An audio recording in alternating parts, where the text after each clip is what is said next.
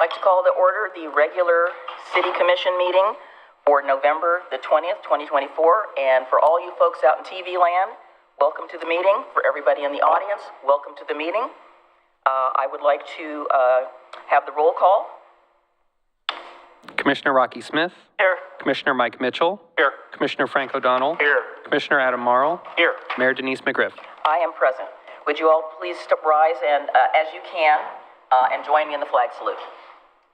I pledge allegiance to the flag of the United States of America and to the republic for which it stands, one nation, under God, indivisible, with liberty and justice for all.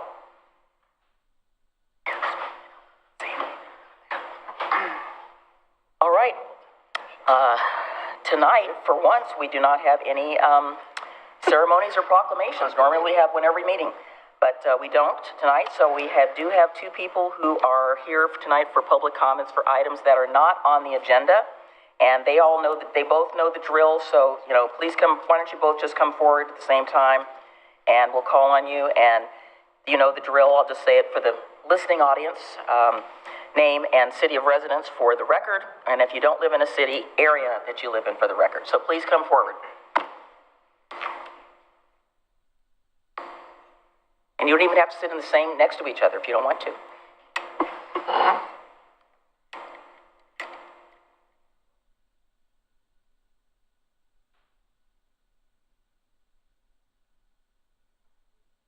I'm sorry that chair is so low, Thelma. You have to, if you want to sit up higher, you can. So make sure that the microphone is down where it can hear you, and make sure the green button is on. Is that all right? I think we're good. Green light's on. Good evening, Mayor McGriff and City Commissioners. My name is Wendell Baskins. I'm an Oregon City resident, and I live at 1315 Lafayette Avenue. I'm here tonight representing the Oregon City Heritage Coordinating Committee. I am reporting on the economic and visual impact of the 2024 Rose Festival Parade. The Rose Festival float was a joint venture between OCHCC and the city. The theme of this year's float was Dream Forward. It represented the combined efforts of the city, tribal groups, citizen volunteers from the area, and a special recognition to the support of the Oregon City High School Junior ROTC program. So it was a community-wide venture. The OCHCC volunteers worked a total of 102 hours on the float. The total value of this volunteer time based on the $33.49 IRS rate is $3,415.98. Final data from the Rose Festival Group has not been received. Information so far indicates that the parade attendance was nearly double that of 2022. The Rose Parade is the largest live attendance events in the state, and we've got to participate, and thank you very much. And we don't have any visuals? Again? You have no visuals? You should have showed them all the pictures we took. Didn't bring them. That would have been good.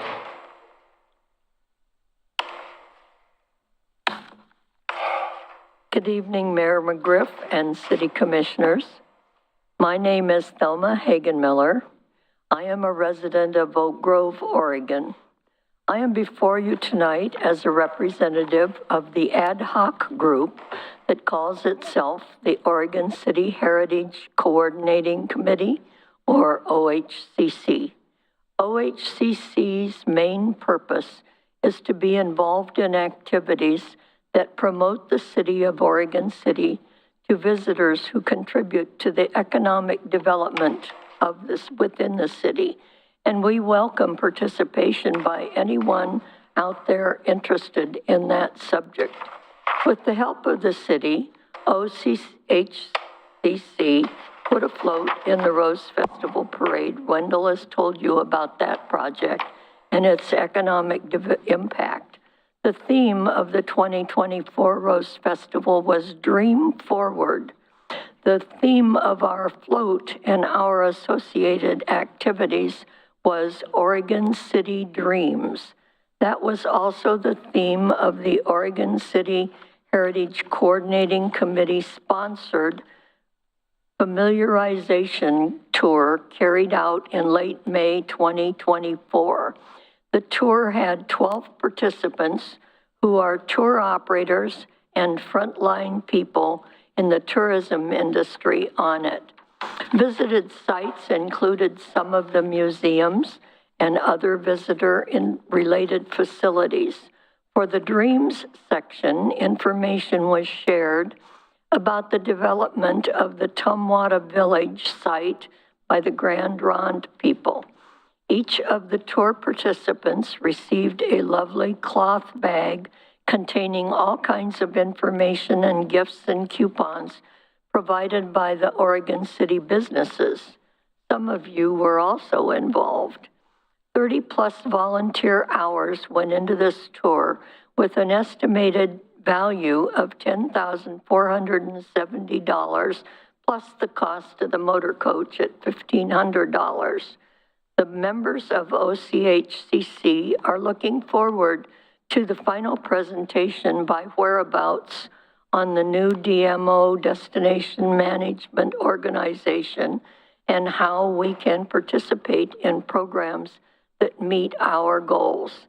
Thank you for listening to our report. Thank you so much. However, I would like to request that there be a written report of once you get the information from the Rose Festival. That would be very appropriate, and I think it will help inform future discussions and future decisions.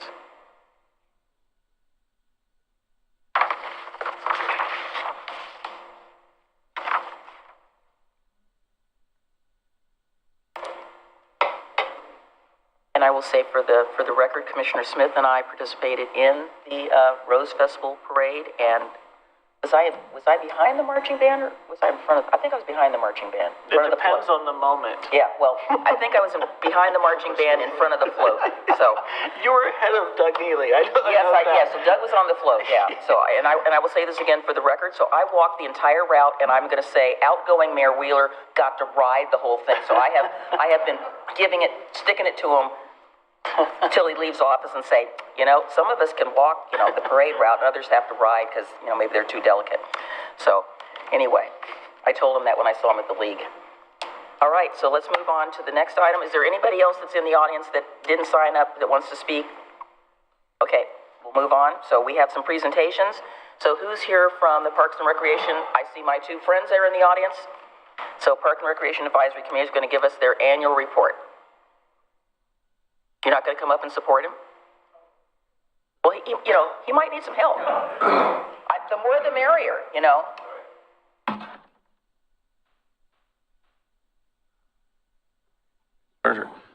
Good evening, Mayor McGriff and Commissioners. My name is Ken Worcester. I am the Vice Chair of the PRAC this year. Our chair is out of town, so here I am.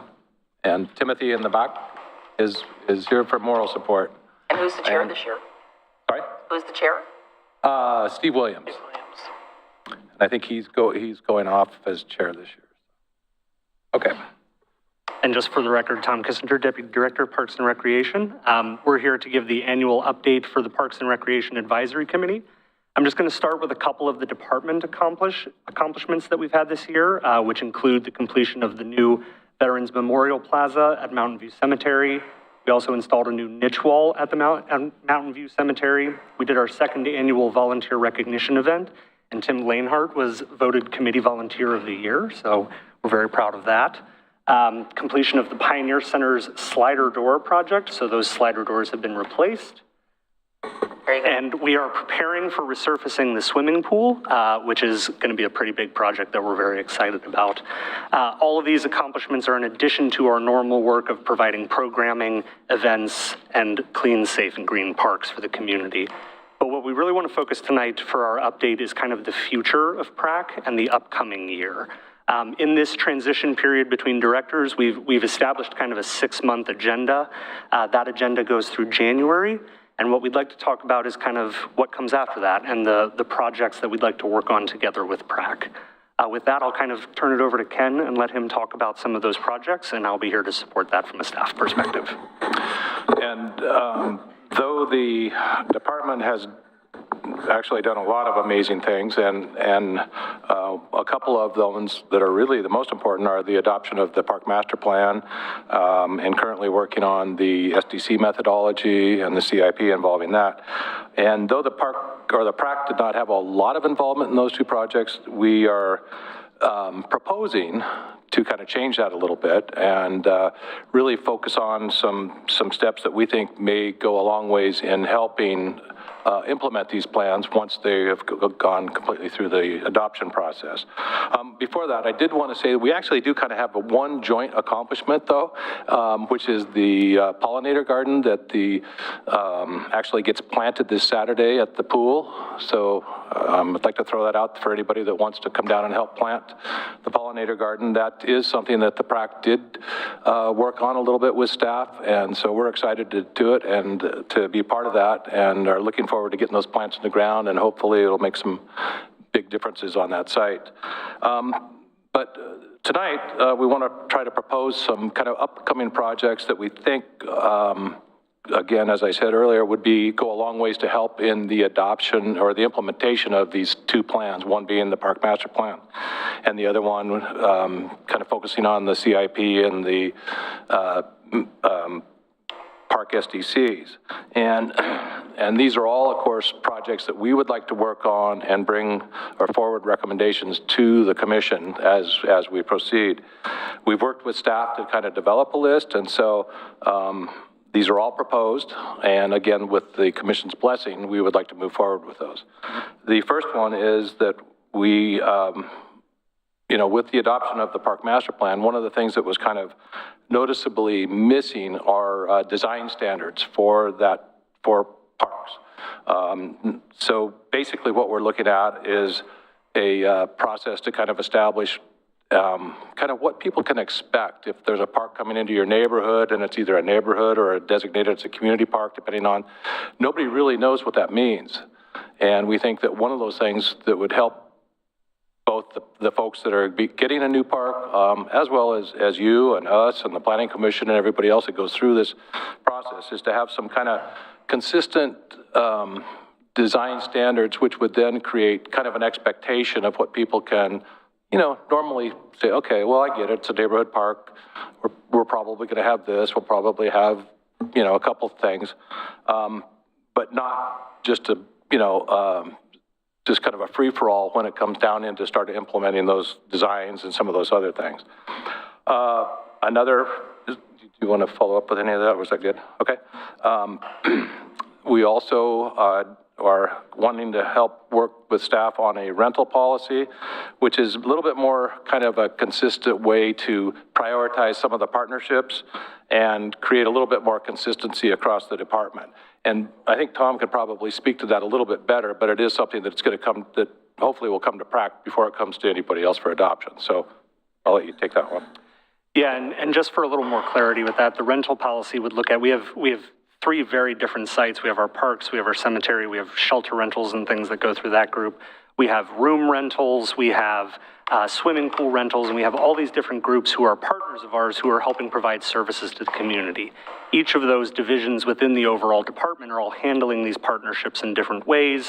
There's different ways that we prioritize them.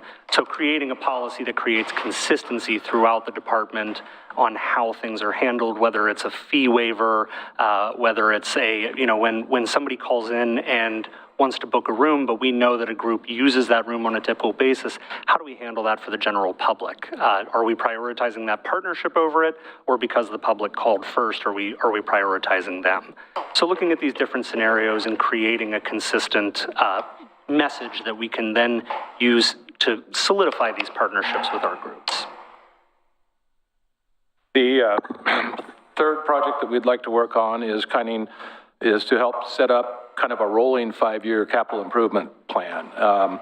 We know that the SDC's methodology will be adopted here fairly soon, we hope, and then trying to explore some of the other funding opportunities, grants, and what have you, to develop a kind of a program that we can reasonably expect to accomplish in the next, you know, or again, in a kind of a rolling five-year window.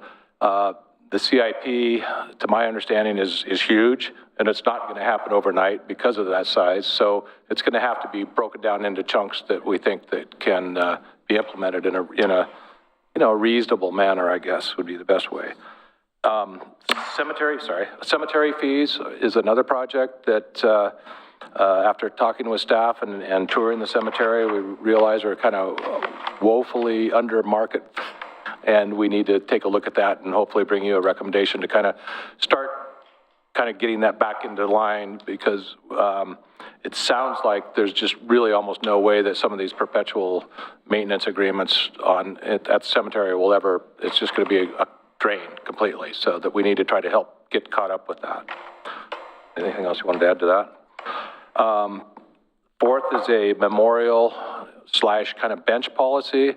There's a lot of opportunities to add different types of memorials and benches and those types of things within parks, and we found that there's just really not a consistent policy to do that. So probably means some sort of a standardization in the types of benches and things that will be allowed, just for consistency's sake, and so that somebody doesn't get a golden bench versus a wooden bench, that type of thing, just to kind of, again, create a little bit more consistency.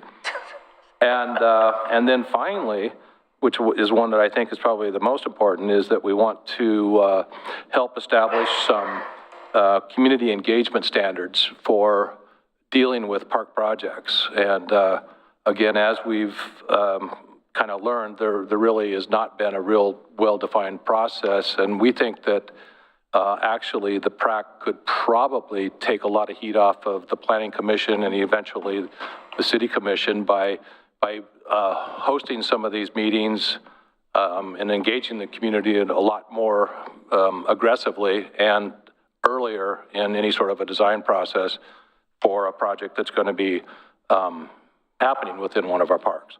And those are, I guess, a half a dozen, I don't want to say goals because they're just proposed at this point, but those are some projects, again, that we would like to work on and then bring forward recommendations and other outcomes of those, with your blessing, of course. Well, I would say that, I guess, two things. There wasn't a report in the packet, so it would be nice to have this information written down so that we can take a look at it, and we're happy to review it and give you guys direction. Mm-hmm. There's some things on there that, maybe are not totally in your purview, but let's have a discussion about it. Mm-hmm. I appreciate the fact that you want to have some consistent design standards, but I would say from having been involved in several park projects as a citizen and over the years, the park should reflect the neighborhood. Absolutely. I don't think we should have standards that make them all, shouldn't all be alike. No. So, again, get this written, get it back to us so that we can talk about it, and then we can give you guys some direction. And Tom, you have a high bar right here, because I was expecting the PowerPoint, who's going to top John Lewis? So, slides and pictures, we were looking for the whole shebang here. So, just want you to know, John set the standard very, very high. So, anyway, thank you so much. We appreciate it. Yeah, my pleasure. Do we have our work session? When are we having a work session with them? It's probably later, not sooner, so. Don't have one scheduled. Okay. Well, then if you can get that back to us, we can get comments back to the city manager and make some sort of recommendation, so that's officially anointed that we say, okay, we think these are great. Go forth.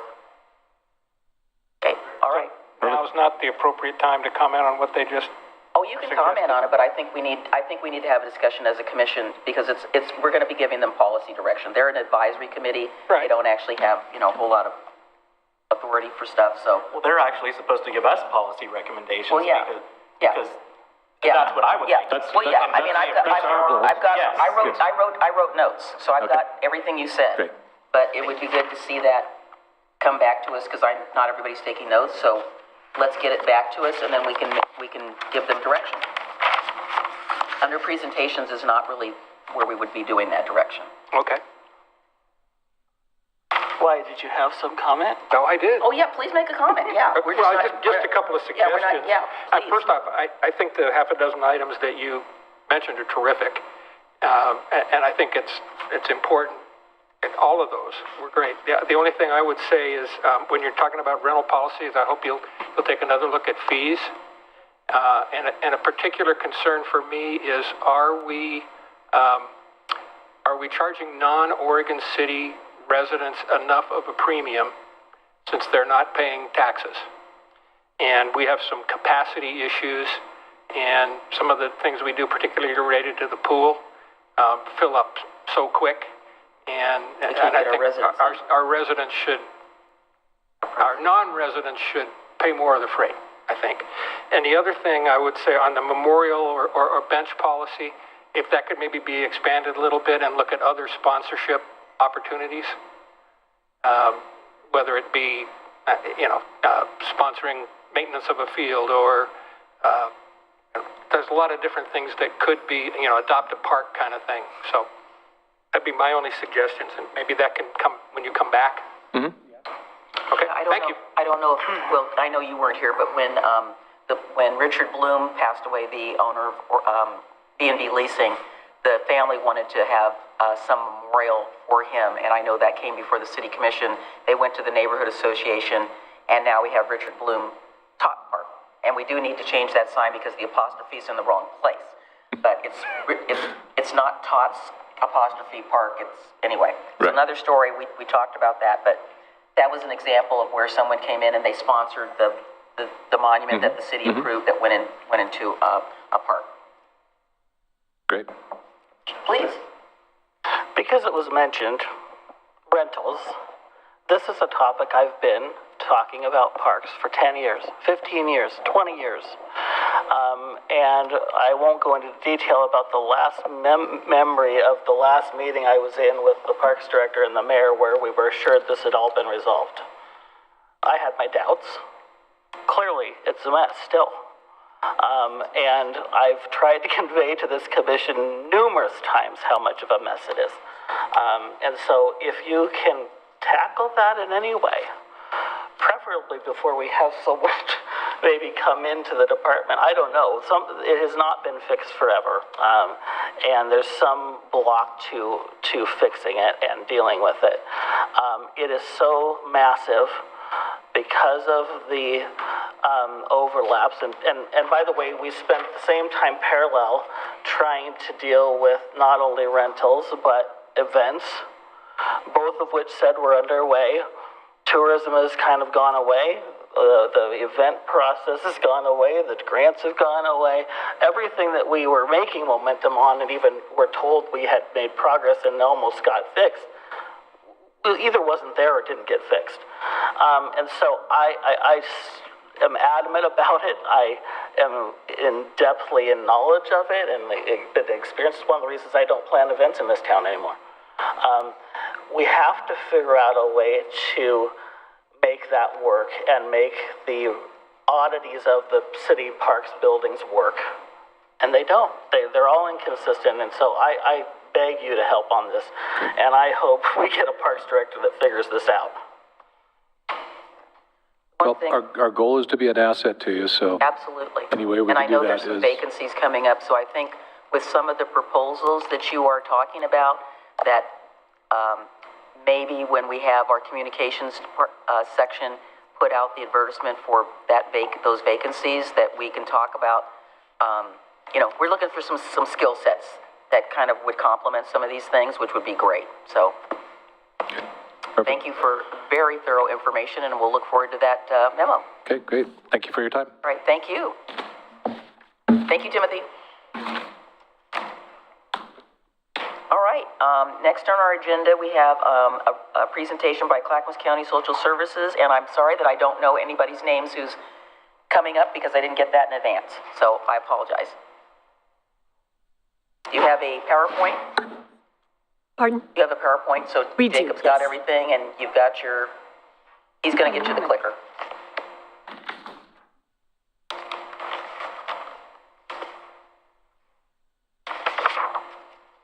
Good evening, Mayor McGriff, members of the City Council. My name is Brenda Durbin. I am the Director of Clackamas County Social Services, and I'm here today with my colleague Jennifer Munchgrund, and we both thank you for the time on your agenda this evening to talk about something that is unfortunately far too prevalent in our communities, and that is the issue of poverty. 2024 marks 60 years since the passage of the Equal Opportunity Act, which launched a wide variety of programs designed to end poverty and injustice. One of those programs that was developed as a result of the act is community action. 2024 also marks 50 years that Clackamas County has served as the community action agency for Clackamas County. Clackamas County Social Services and the Community Action Board remain committed to the promise of community action. I'm going to go ahead and read this because I personally find it very inspiring. Community action changes people's lives, embodies the spirit of hope, improves communities, and makes America a better place to live. We care about the entire community, and we are dedicated to helping people help themselves and each other. So why are we here today?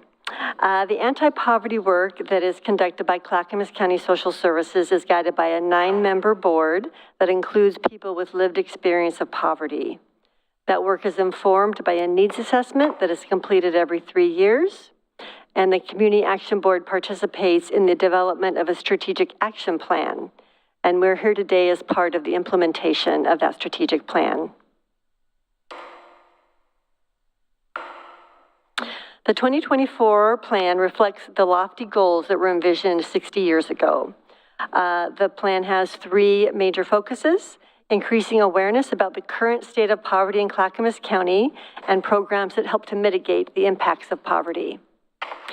We seek to deliver accessible, equitable, and culturally responsive service.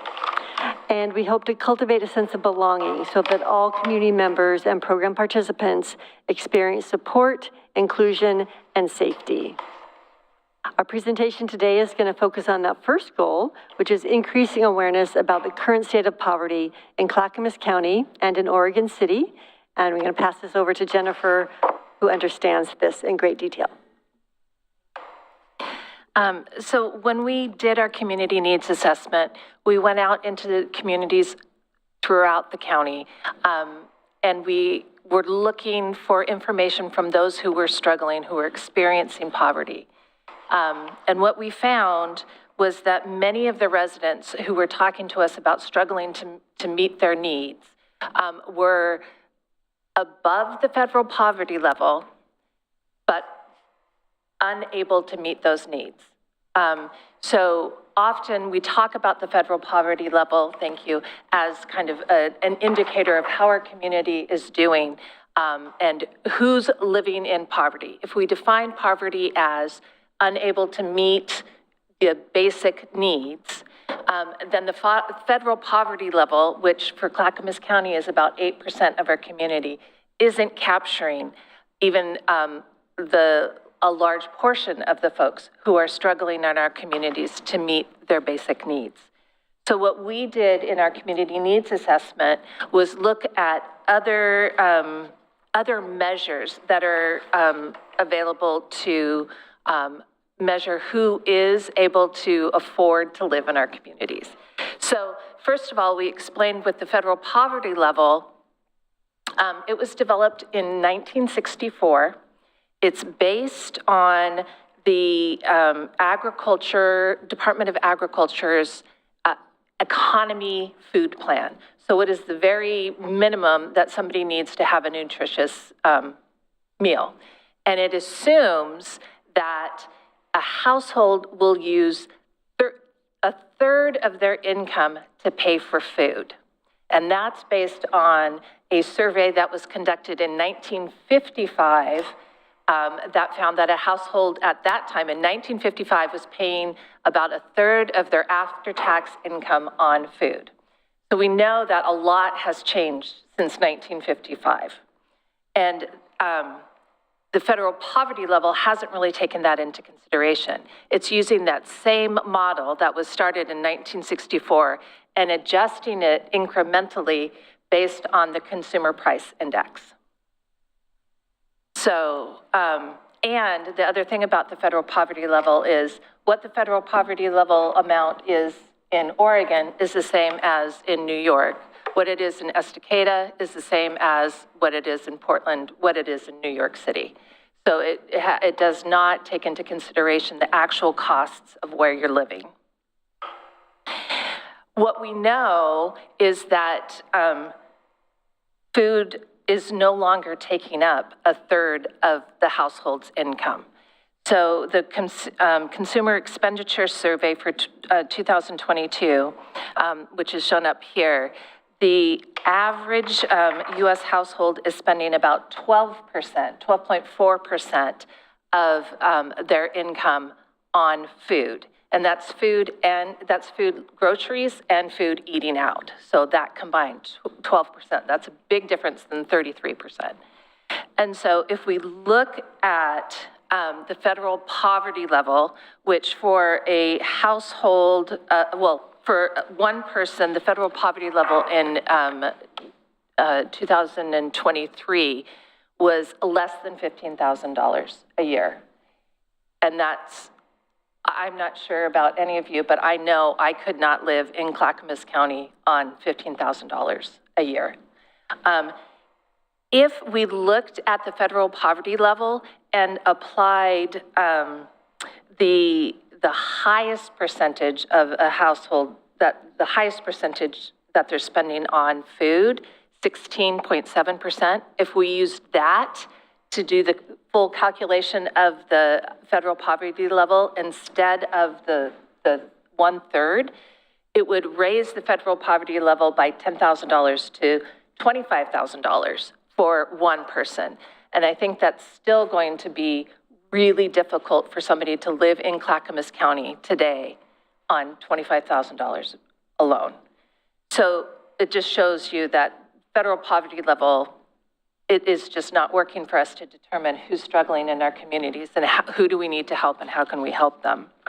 So we looked at a number of different measures that over the past 10 to 15 years, a number of organizations have been looking at the true cost of living in communities and differentiating between the different geographic areas of our country and deepening how they look at the costs. What we chose as our measure that we wanted to use when we were determining who's in need is that what's called ALICE, or Asset Limited, Income Constrained, Employed. So this was an effort started by the United Way in New Jersey to look at the true costs of living in New Jersey. And it has since expanded to, I think, 30 states. And Oregon is one of those who has Oregonians on the panel looking at developing a budget for what it takes to live in our communities. And so what ALICE does is it looks at housing, the cost of housing, the cost of childcare, transportation, food, which is important, healthcare costs, and technology, and it applies a bit of miscellaneous to a budget, and it creates what they call the ALICE survival budget. What is the bare minimum that a household would need in Clackamas County, and it differentiates it from Multnomah County, Clackamas County, throughout the country.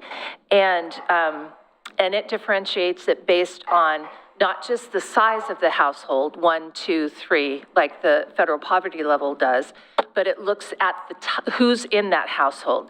So is it a 2-person household with 2 adults? Is it a 2-person household with 1 adult and a preschooler who's probably in childcare, or 1 adult and a child who is in school and may not have the same expense as a preschooler? And it develops that basic survival budget for each of those categories. So this is pretty small. Hopefully you guys have a printout up there.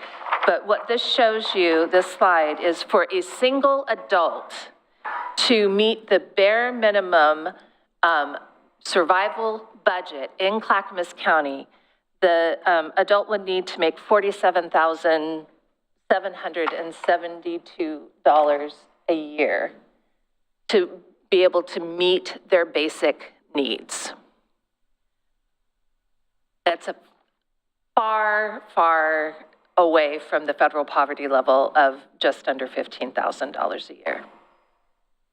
So with this next slide, what this shows you is we're looking at 2022 data because that's the most current data available, because ALICE, just like federal poverty level, uses the American Community Survey through the US Census and other federal data sources to do their calculations for their budgets. So this, in 2022, the federal poverty level for one adult, one preschooler household, the federal poverty level was $18,310. So you were living in poverty if you made less than that with that household. If you were working full-time with the Oregon Standard Minimum Wage, you would be making about $28,000. If you had the Portland minimum wage, that would take you up to about $32,000. Still far and away from what you would need to meet your basic needs.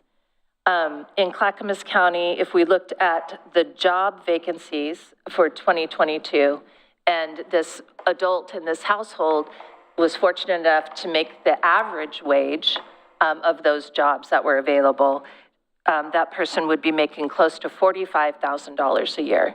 What Alice says this household would need to meet their basic needs is $76,900 a year. So there's just a huge gap. And then when we look at the Clackamas County as a whole, the percentage of households, so as I mentioned, about 8% of the households in Clackamas County are at or below the federal poverty level. And that, as you can see from this graph, it's the blue box. That's remained pretty consistent since 2010. The orange blocks are the number of households that are the percentage of households that are above the federal poverty line, but below that ALICE survival budget. So in 2022, 42% of the households in Clackamas County were below the ALICE survival budget threshold. 42% of the households are struggling to make ends meet. There's a dip. You can see we had a little bit of dip in the 2021 where we had a little bit fewer households. That was because of the ARPA dollars, the relief dollars that we received from the pandemic.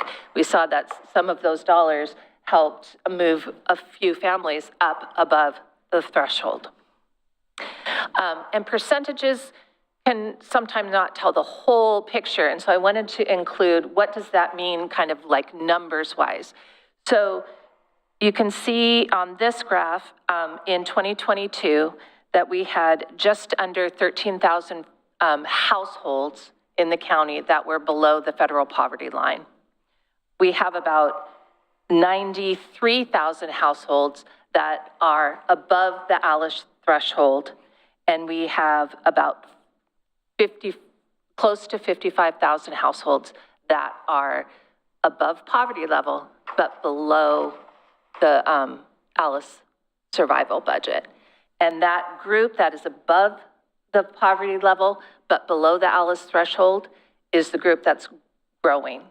So from 2010 to 2022, that the number of those families that fell into that above federal poverty level, below the ALICE threshold, that grew by about 16,000 families. And that was the group that grew the most. The other thing that we know from the ALICE data is that there are certain types of households that are more likely to be below that ALICE threshold. So here, this graph shows us the race ethnicity breakout of who's living below the ALICE threshold. So with this graph, you can see that householders who are Black, Hispanic, and Native American are the most likely to have the highest percentage of folks who are below that ALICE threshold. And then the next slide shows you some other household types in the county that have a high percentage of their population living below the ALICE threshold. So householders who are 25 years or younger, 78% of those households are below the ALICE threshold.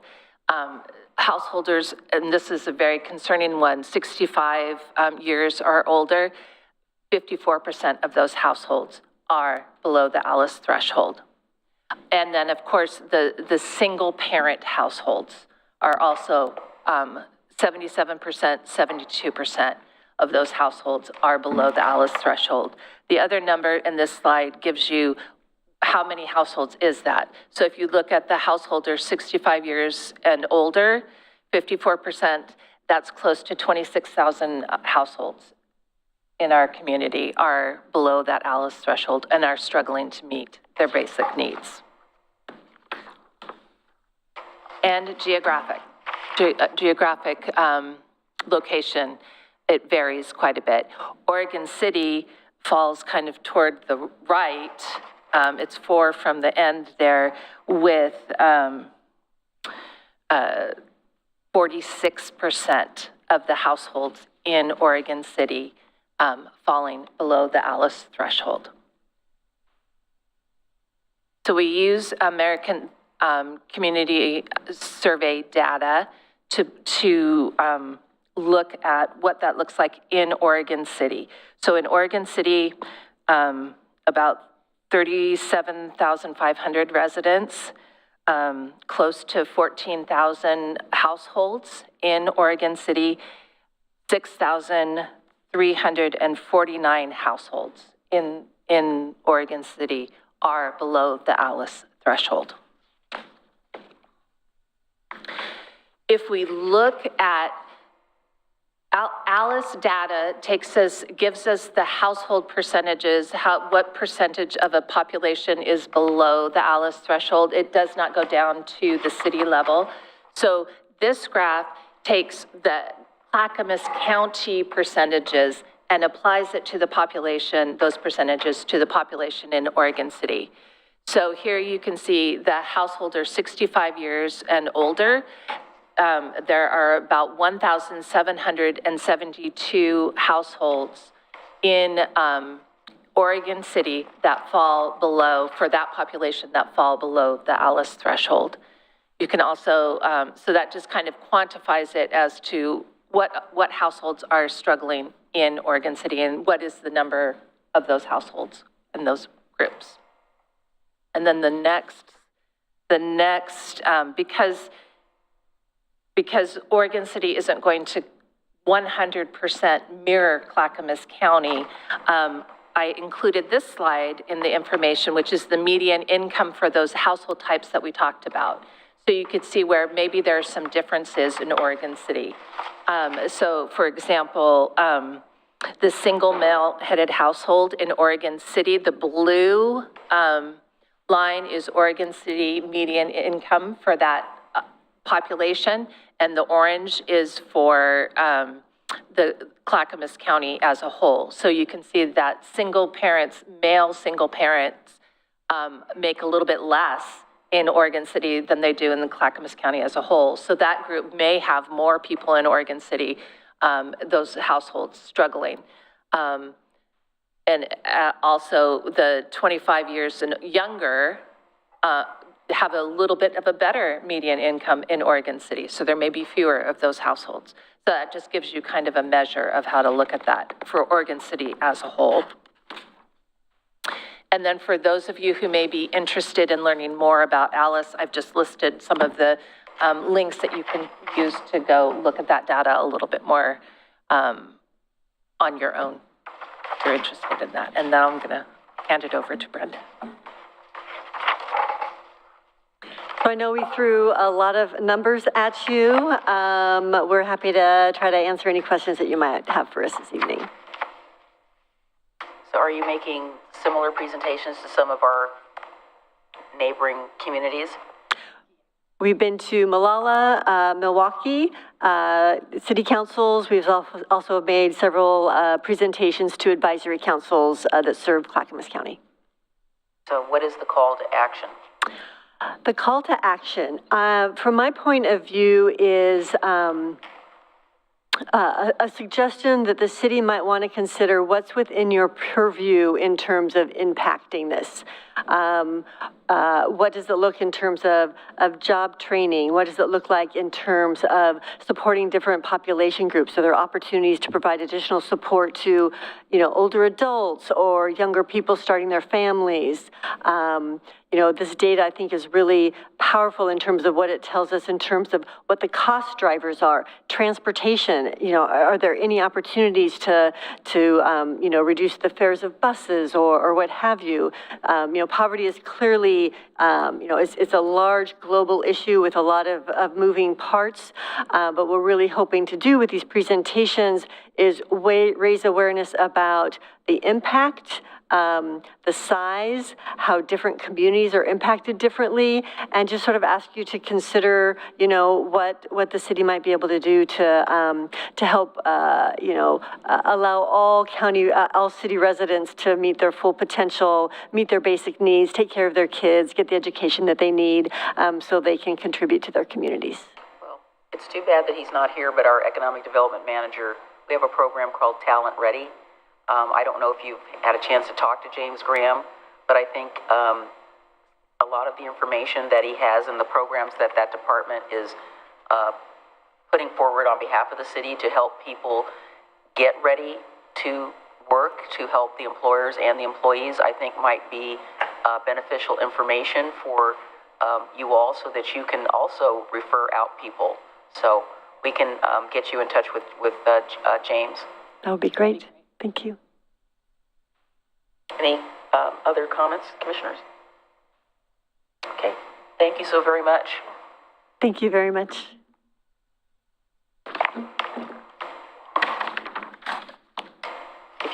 If you have any of your business cards on you, could leave one with either Tony or Alex, and then they can get you in touch with James. Apologize, I have no cards, but Jacob knows how to get. Okay, all right, so that can get forwarded on to James then, okay? Okay, I guess we need to take a little deep breath after all of that. I noticed some of our outlying communities, the one that was striking to me was particularly Johnson City, which is a very specific age-based population in that particular development. So, all right, we have item number C. So I see in the back of the room is our illustrious Dr. Brown, and also Darcy is here, and Patrick Foyles, our Human Resources Director. So come on up, please. So we have a presentation on our initiatives and projects involving our DEI program. Yeah, thank you, Commission. I just wanted to welcome and introduce once again Lamont Brown and Darcy Southwell. Is your mic on? It is. Okay, I just need to get a little closer, don't I? Yeah. Thank you for being here. I do need to check on Lamont. He's been here over the last 2 days, conducting 4 or 5 different meetings and trainings, and he just got done completing a training across the way over at Community Development with 55 employees. So I know he's Jacob, been can you run show ragged. Dr. Brown how to fix that chair? I thought I was going to dance tonight, that's all. Is it locked? Something's wrong with that one. Okay. Thank you. Good to see you all, and happy to be back with an update. Darcy, you want to introduce yourself? Yeah, I'm Darcy Southwell. I'm an Oregon City resident. I'm a member of our Community DEI Task Force.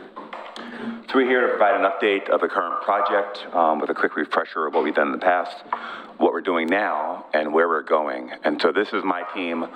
Again, I launched a consulting firm, Triangle Advising Group, fortunate to be hired by the city to continue to expand some of the work that really is focused, DEI focused, but really intended to just strengthen organizational practices, culture, et cetera, by really maximizing employee and community voice. And so this is a team that I'm working with. And just a quick refresher of DEI. A lot of people still have some confusion of what DEI is, but this slide here shows diversity can be made up in multiple ways. We often think of diversity just from a race and gender standpoint, but the reality is all of us have many different identity markers that make up who we are. And those identity markers can lead to specific needs that we have. And the purpose of DEI work is to make sure that everyone has what they need to be successful, as evidenced by this slide. And so this shows the difference between equality, which is the idea that everyone gets exactly the same thing, versus equity, which is the idea that you get what you need to be successful.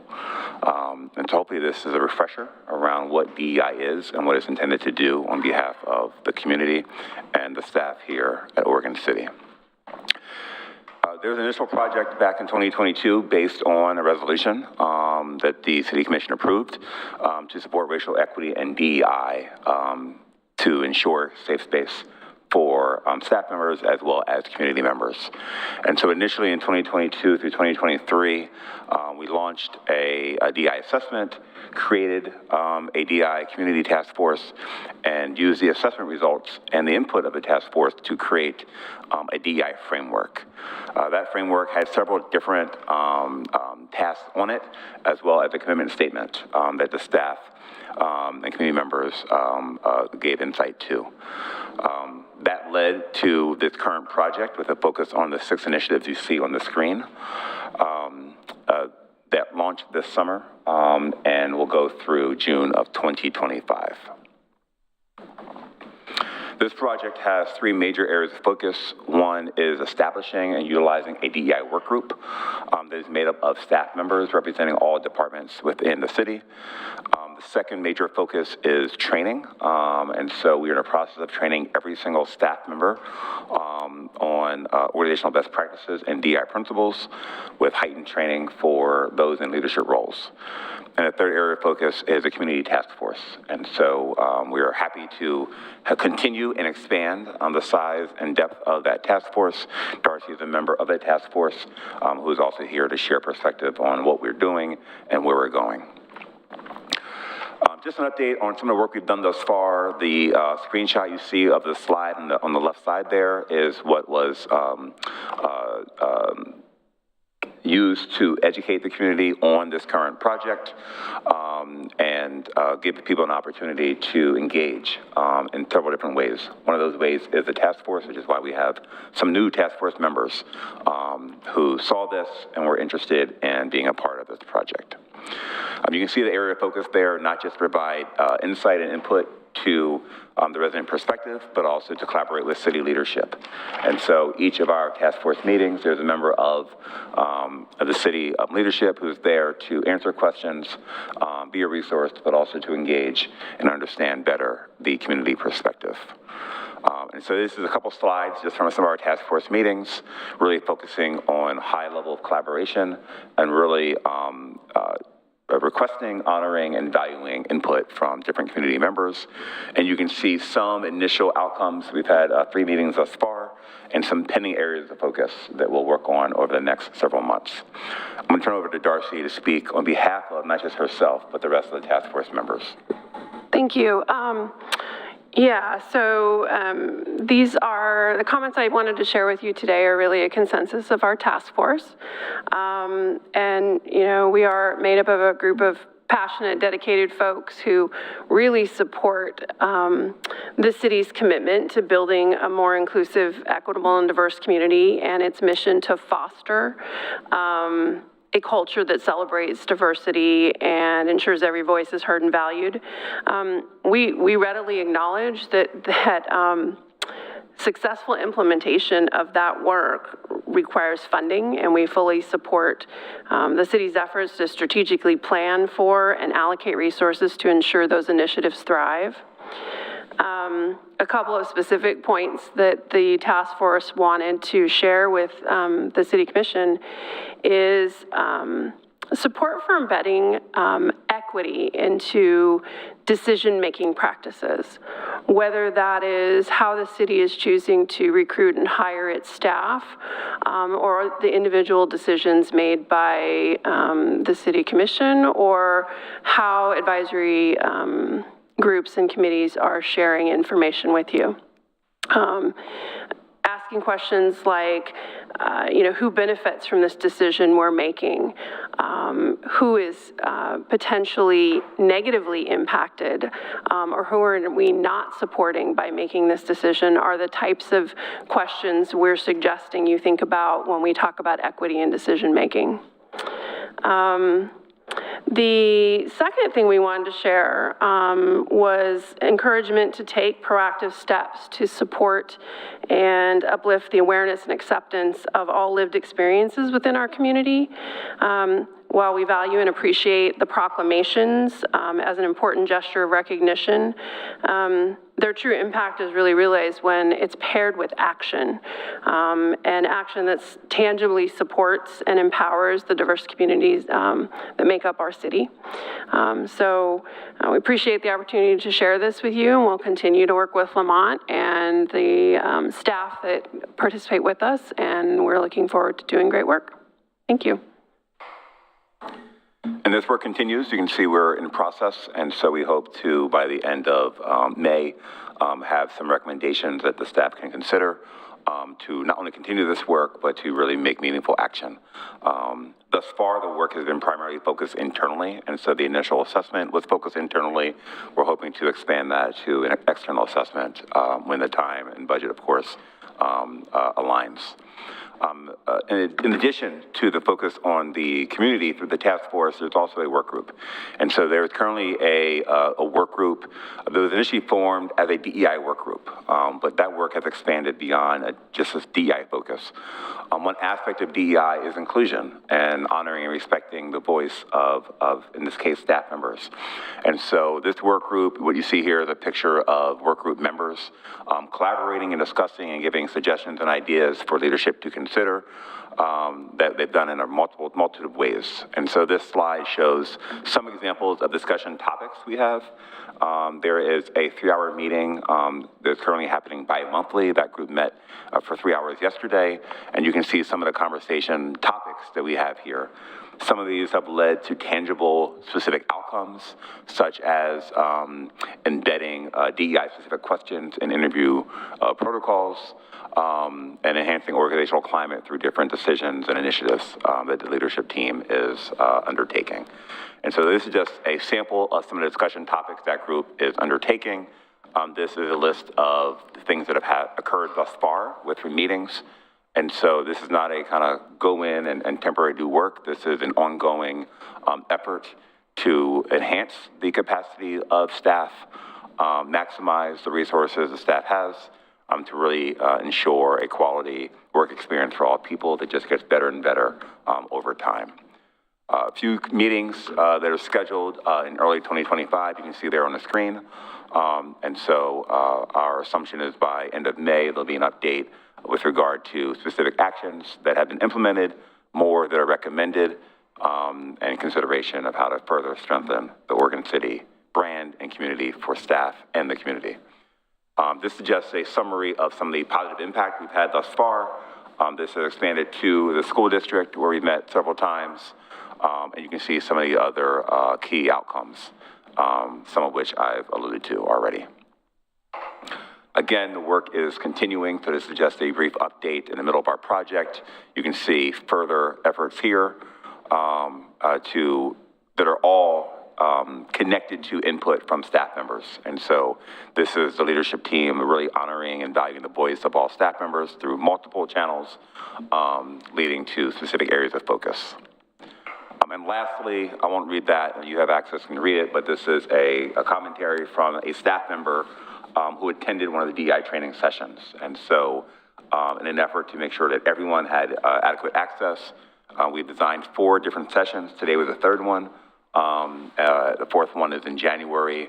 After the September one that was in this room, several staff members came up to me and other staff members, just really expressing their own gratitude for the opportunity and satisfaction for the work. And so, as someone who is hired to do this work, I think it's important that you know you're getting quality effort. And I appreciate staff members being willing to share their perspective on what it means for them. And so, just one anecdote that this is having a positive impact, and we certainly appreciate the support. How are you going to handle getting through the receiving line of people wanting to, you know, I know there's still people out there who probably still want to talk to you, so. Sure. I mean, the reality is, we try to maintain humility with this. This is hard work. Even the conversations we've had over the last 2 days with leadership, team members, all of this is difficult. Understanding what people need, how to be effective in a resource-constrained environment. This isn't a private organization that has endless funds, and the community is constantly in change and in need. And so, understanding the needs of staff members, the needs of the community, the different generations that are represented, all have different desires, different needs. And so we just work kind of head down and be committed to influence as much opportunity as possible. One of the opportunities we gave was for executive coaching for staff members. We've had many people reach out and ask for that kind of one-on-one conversation, which I think has also been helpful. So we'll continue as long as you accept us as a partner with the city, continue to be here, be supportive, and give guidance and hope for a lot of positive outcomes from our work. Any comments, gentlemen? Oh, great. Right ahead. Well, this comment can be easily misconstrued, and I want to preface it by saying I am in favor of integrating DEI into every activity, whether it be internal to the City Commission or Oregon City as a whole. When we entered into this, my hope was at some point the consultant has trained the trainers, and at some point our relationship terminates because we know what we know what we need to do and are capable of doing it. When I listen to this, it sounds like you're possibly planning on a prolonged relationship out past June or July. Is that what you see? Great question. And so the initial project, I gave an overview of what we did, was just an assessment. The second project was a continuation because training didn't happen. And so there is a host of training sessions that are occurring right now for the staff and for leadership. The project that I alluded to that hasn't happened was an external assessment. And so while Darcy here is on behalf of 15 community members who are part of a task force, what hasn't happened is an actual external assessment where we're engaging with a wider swath of the community and doing an assessment of where is equity present, what's strong, what's not so strong. So that's what I was alluding to. But the goal is certainly what you said, is to make sure there is internal capacity to understand the lens that this has and operate in that manner. And so this is not something that I think there should always be work to strengthen, but it's not intended that you always have to have a external partnership indefinitely. Do you feel there's a proposal in our joint future where you continue a relationship for some period of time to bring this to whatever conclusion you feel it should be? I'm not sure I understand that question. Can you repeat that? Do you feel that there'll be a second contract out beyond the expiration of this one, or a proposal for a second contract to carry forward the work? As of right now, there's been no conversation around another contract. What I'm supporting the task force in developing is recommendations on additional work that could happen without a contract for a consultant or myself. It's just a recommendation of how to make sure the community has further opportunities to provide perspective. And so that is the only place we're at now. Again, like anything else, that would be a recommendation. It doesn't necessarily require external support, but we'd be willing to listen if that was desired. But there's no expectation that as of right now, our contract is through the end of May, and the expectation is that's where we'll conclude unless there's additional work that is desired. Well, to be clear, I'm supportive of the concept and making it integral to all operations, whether it be city operations or citywide. I just wanted to see where this was going long term. Thanks.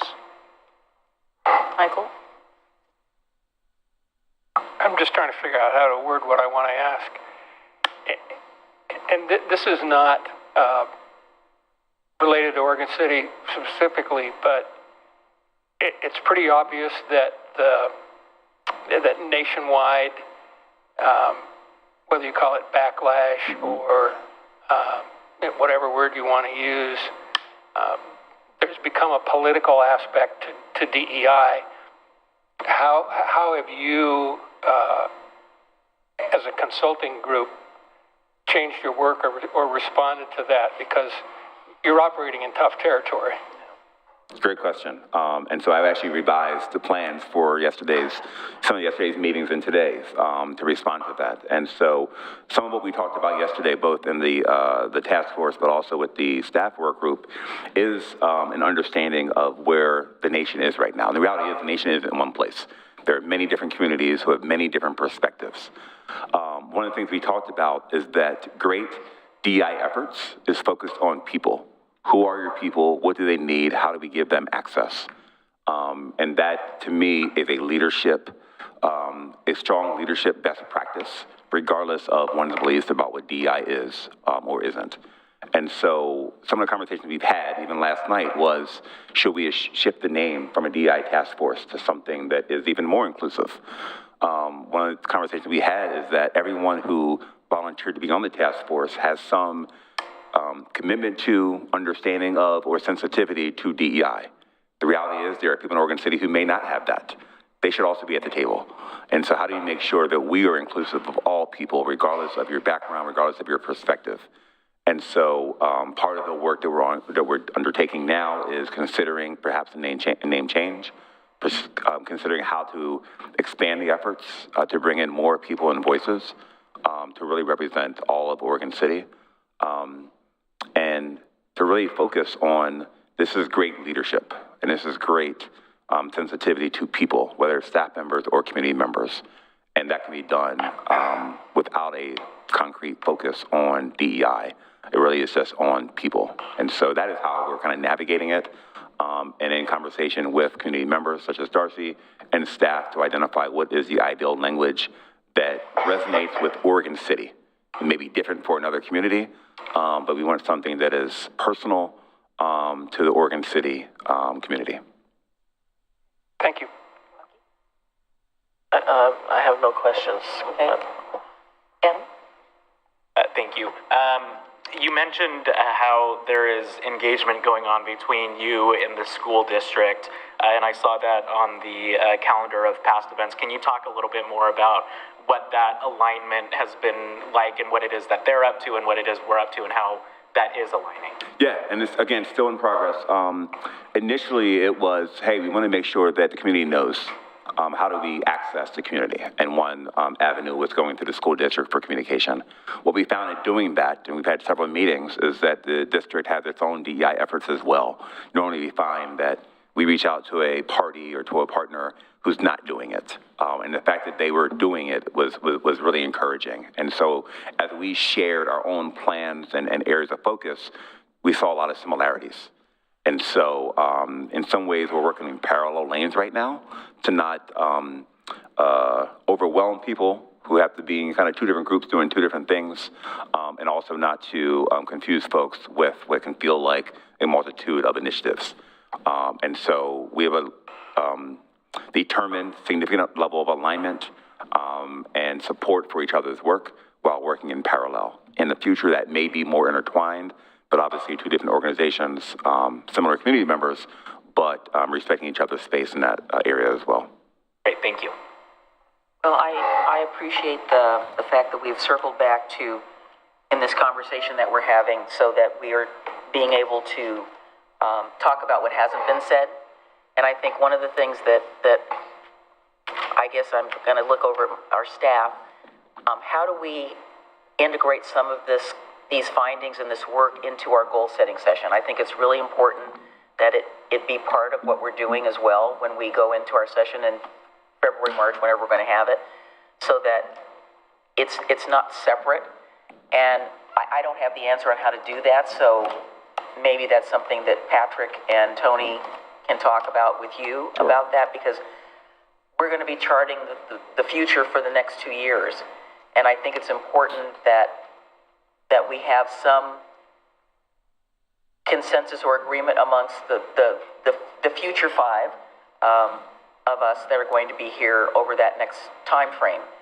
And I think us having a good grounding and basis and having some conversations with regard to this during that time that we're going to have together is really important.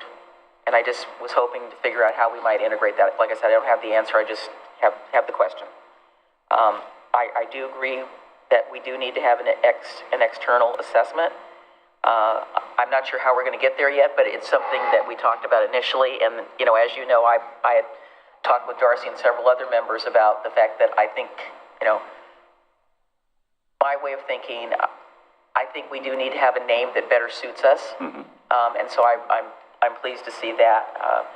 I was going to, I just recently read an article through another organization. So I represent the city on the Willamette Falls Heritage and Landing Area Coalition. And we're trying to be, you know, inclusive, all this whole 9 yards. And so the article was basically, it's about a growing backlash in DEI related to museums and heritage and what does that mean? And, you know, you know, things are getting blurred where they shouldn't really be blurred. And I think, again, making our effort personalized to our community is going to go a long way to achieving, helping us achieve success. So we're not going to have a generic, you know, be generic. So I appreciate the update, and go ahead. I'm actually encouraged by your interaction with the schools. And I say that because behavior is not genetic. Behavior is learned. And the earliest age that we can generate favorable behavior, influence favorable behavior, carry throughout life. And I mean, sometimes young minds need another perspective other than that they encounter in the outside world or in their family. So I hope that the school pursues this and even drives it down into the younger grade levels. Thanks. If I could just expand a little bit, when Lamont talks about the leadership training that we've done, that's every manager. So we're coming together as every manager in the city, manager, director, all together on those training. And then for the work group, the internal work group, essentially we have a mix from all the departments are represented with union members, managers, supervisors, directors, so really just trying to get a broad coalition, a broad group from our city that are working together in these discussions. And then when we talk about like the training that Lamont finished just before tonight, so essentially every employee at the city is going through this training over these 4 or 5, whatever we end up to make it work. So, this is the first time we've done this since I've been here to this extent. And, I hope when we're having these discussions moving forward, that we can do a good job of explaining the value that we're starting to see just internally of the opportunities to have these conversations in a productive and safe and team building type of situation, whether that's the working group internally and empowering them to kind of have discussions, not whether it's knocking down silos, what can we do better as leaders in communication, right?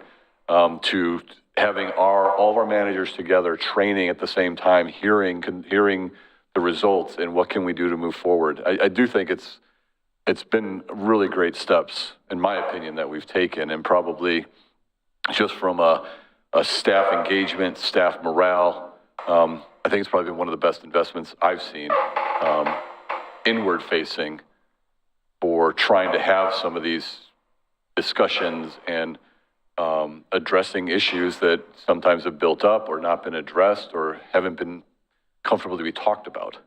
So I just wanted to pass that along because it is hard work. It is, you got to be open and a little vulnerable to have these discussions and okay being criticized.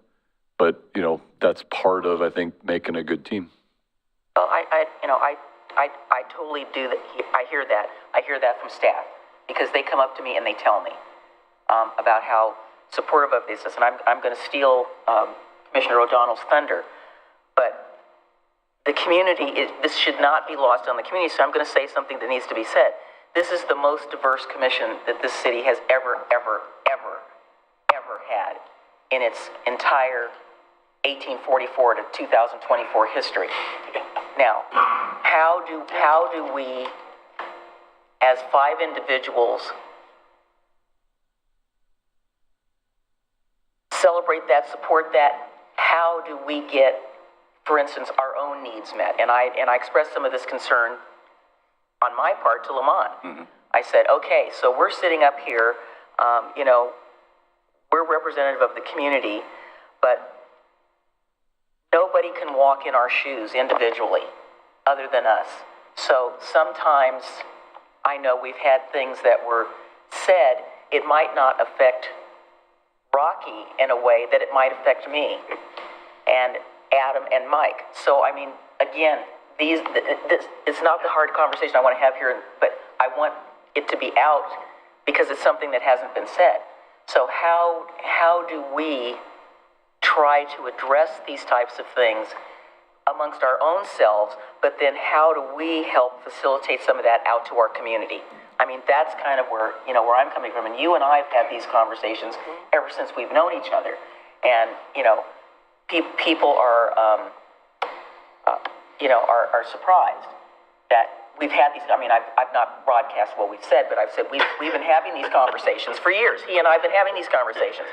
They haven't been out anywhere else. You know, I would like to get it to the point to where when somebody comes up to me and says, "Oh, you're the mayor of Oregon City," and then I see the, you know, I get that a lot. I'm not offended by it because I know that it's sort of a new thing.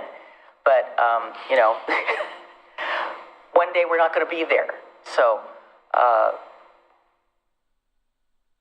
we have to have a better understanding ourselves in order for us to bring this out to our community and talk to people about what we're really all about. And, you know, and I say this to the community in all earnestness.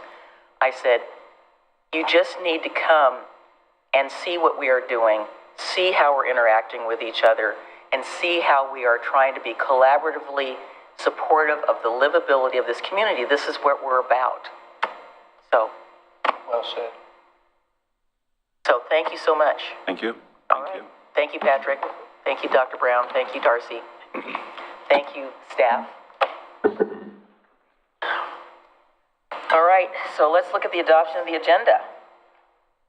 Do we have anything on the consent agenda we want to pull? I hope not. So can we have a motion? I move to approve the consent agenda. Second. Okay, everybody seconded. So let's have the roll call. Commissioner Rocky Smith. Aye. Commissioner Mike Mitchell. Aye. Commissioner Frank O'Donnell. Aye. Commissioner Adam Marl. Aye. And Mayor Denise McGriff. Aye. Motion passes. I am so excited about item 7A, I can't even tell you. So let's move on to our public hearings. We have the first reading of Ordinance 24-1014, McLoughlin Boulevard Enhancements, Updated Transportation System Plan, GLUA 24000023, Legislative File 24-00002. I did that in one breath. Very good job. Thank you, Mayor, Commissioners. Oh, wait. We'll wait for the rest of the team to get up here. Okay. Welcome back. Aye. So we are here tonight for the first reading of the adoption of the McLoughlin Boulevard Enhancements, Phase 3. And Jacob will get, I have a couple of slides, and then Dana and Nick Gross from Kittleson has a brief overview, and then some options for you this evening. Don't have the clicker.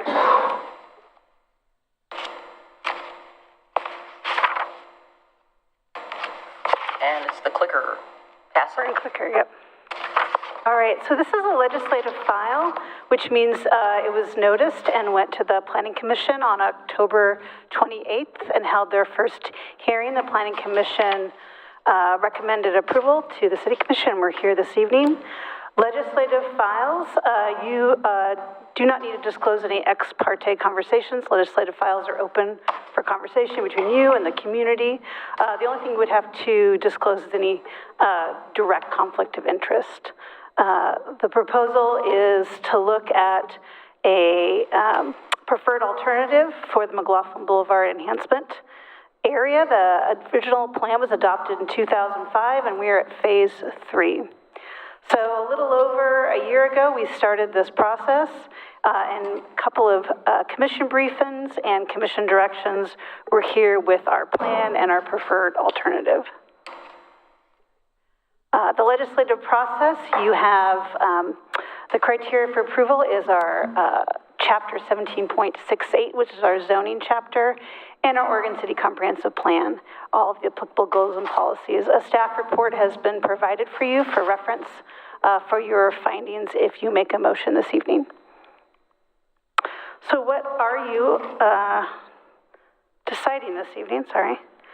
So the 1940s viaduct on McLoughlin Boulevard and the S-curve have constrained this area for non-vehicle access. So there is a very small and precarious pedestrian access along the viaduct, and there's no opportunities for bicycle access along the viaduct area on the riverside. Through this design process, only one option emerged as both constructible and potentially permittable, the long span structure parallel to the viaduct. So this evening, you kind of have two options. If the City Commission agrees that the parallel structure called the long span should be added to the Transportation System Plan as the preferred approach, the City Commission should adopt the ordinance this evening. If the City Commission does not desire to add this concept to the Transportation System Plan, the Commission should direct that a parallel structure not be added, recommend a plan to direct pedestrians and bicycles to Main Street, and only adopt portions of the streetscape plan that are independent of the viaduct structure. So those are kind of your options this evening. So what does adoption mean? So this plan refines an existing project in the Transportation System Plan. S3 is the shared use path. D74 is the McLoughlin Boulevard Phase 3, which is the streetscape options. It provides an updated cost estimate and officially chooses the preferred alignment for the shared use path. Adoption does not commit additional city funds unless authorized by the City Commission in the future. Dana Webb is here and can answer your questions about how this relates to SDCs and future grant funding. So your options this evening is to approve the ordinance 24-1012, deny the ordinance, or request additional information from staff and continue to the December 4th City Commission meeting.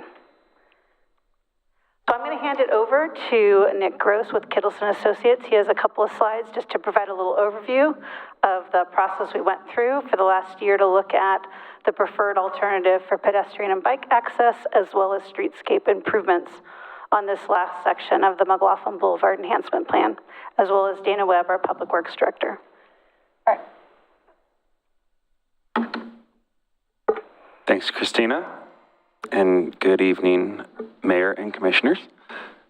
So as Christina said, I'm going to kind of just recap the key outcomes and how we got to those outcomes through this planning process. We've met with you all, I believe, 6 times now, or at least in some kind of formal work session capacity. So just about all the material you're going to see tonight, you have seen before. So this is really serving more so as a reminder. So about a year ago, we started out in identifying what the real purpose and the need is of our project, and Christina captured that pretty well. It's creating this shared use path and streetscape enhancements along McLoughlin Boulevard that is making that facility safe for all modes. It's bridging the gap in the existing transportation network that currently exists through the implementation of the streetscape improvements and this shared use path facility.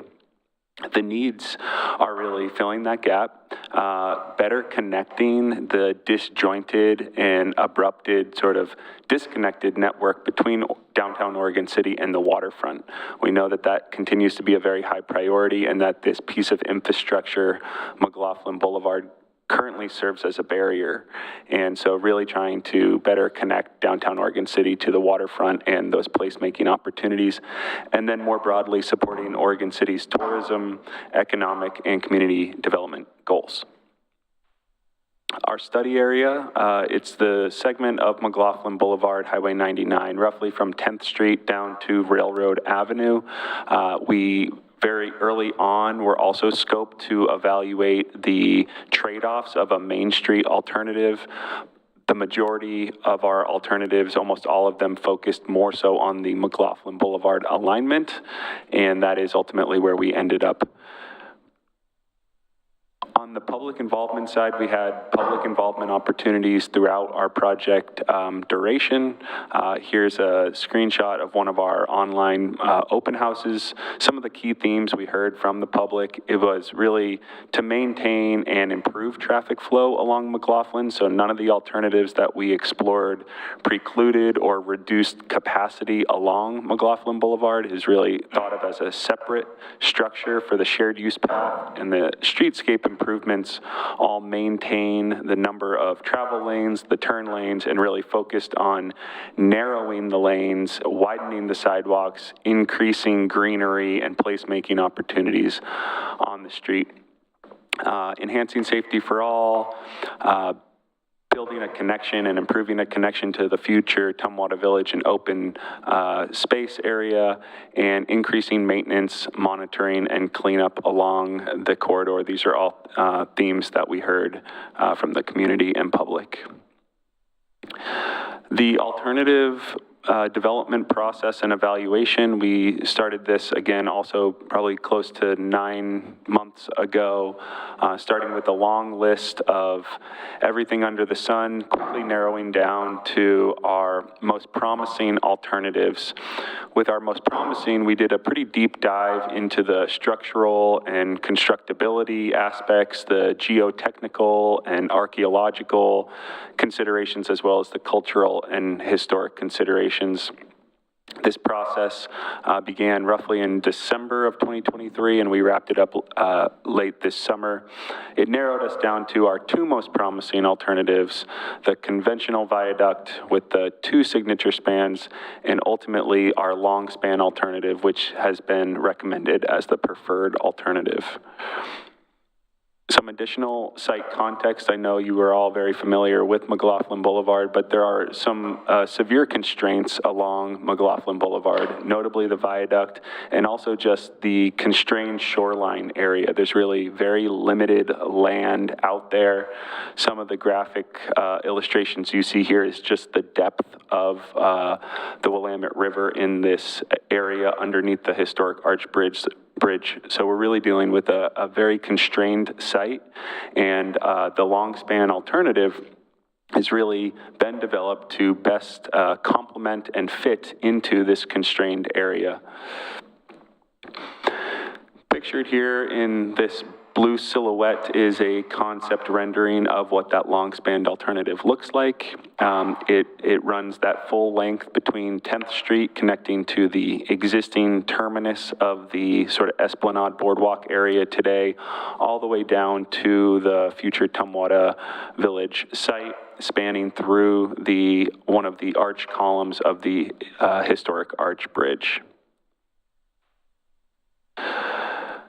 So some advantages and challenges with the long span alternative. One of the biggest advantages is that it is an alternative that has the least amount of foundation and excavation needs required along the shoreline.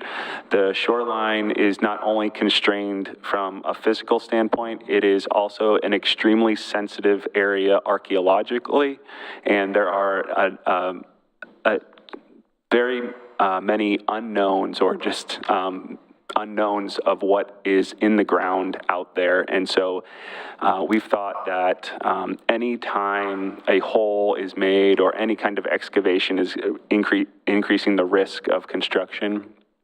And this alternative is really placing only two large holes, but 2 holes in the ground compared to some of the other alternatives we looked at that included upwards of 13 kind of foundations. The structure, another advantage, it's very light and shallow. It is also, the foundations will be very distant from the historic arch bridge.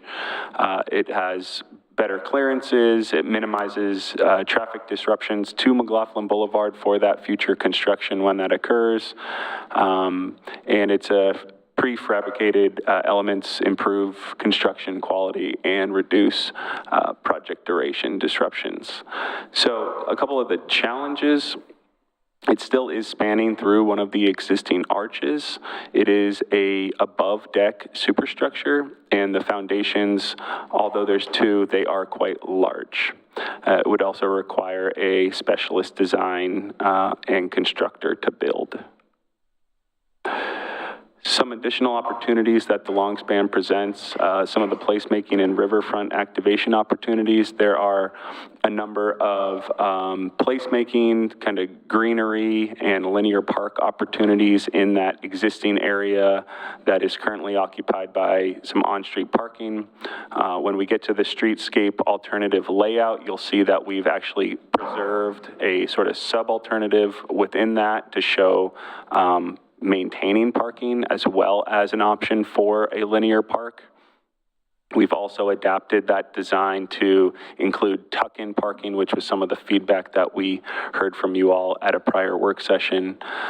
Landscaping, benching or benches, picnic tables, bike parking, and then also activation of the 2 alleyways that parallel the historic arch bridge to create that linear connection, kind of, I believe it was talked about in this, with the same group, between the elevator all the way across to the future shared use path, kind of having that visual corridor, that walking corridor to connect downtown to the riverfront.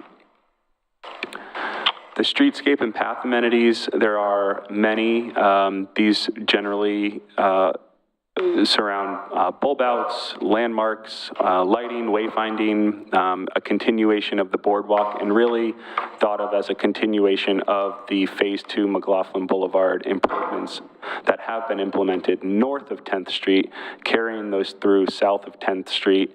You can see pictured in the bottom right a screenshot of the improvements that have been implemented, and really trying to continue these improvements down to Tumwater Village and the Railroad Avenue. I believe this is my last slide. Just some additional thought and context on connecting to the riverfront. So we know that McLoughlin serves as a barrier today. We've explored both alternatives for an undercrossing and an overcrossing of McLoughlin Boulevard. The undercrossing, this is where we're landing as a preferred alternative for some kind of grade separated undercrossing. This would generally use the space near the 8th Street stairwell. The clearance is provided underneath the viaduct, so you could go more or less down the stairs or on a new structure where the stairs are today underneath the viaduct and connect over to a future dock area, as well as providing a connection up to the shared use path. This alternative, as they both would, require much more refinement and study.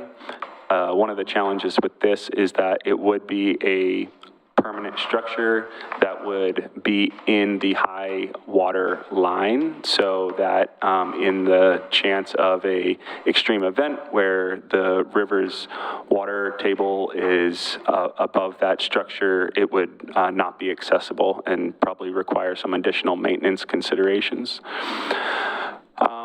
More so, it has a less likelihood to result in any kind of Section 106 impact. Section 106 would be a impact to the historic structure, in this case, the historic arch bridge, and is much further away. It would not impact visually or physically the historic arch bridge. So this is the alternative we're recommending as advancement. The overcrossing is also an alternative or a concept that we've explored.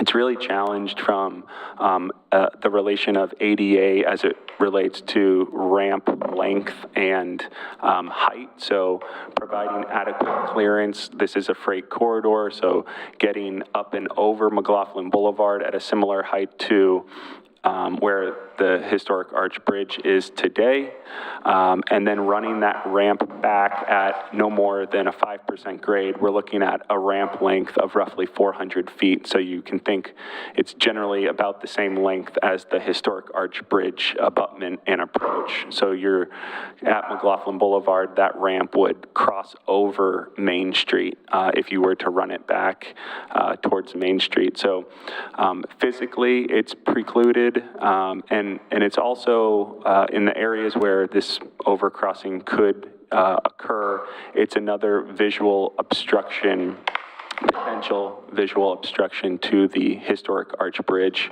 which is a higher likelihood of resulting in a Section 106 impact.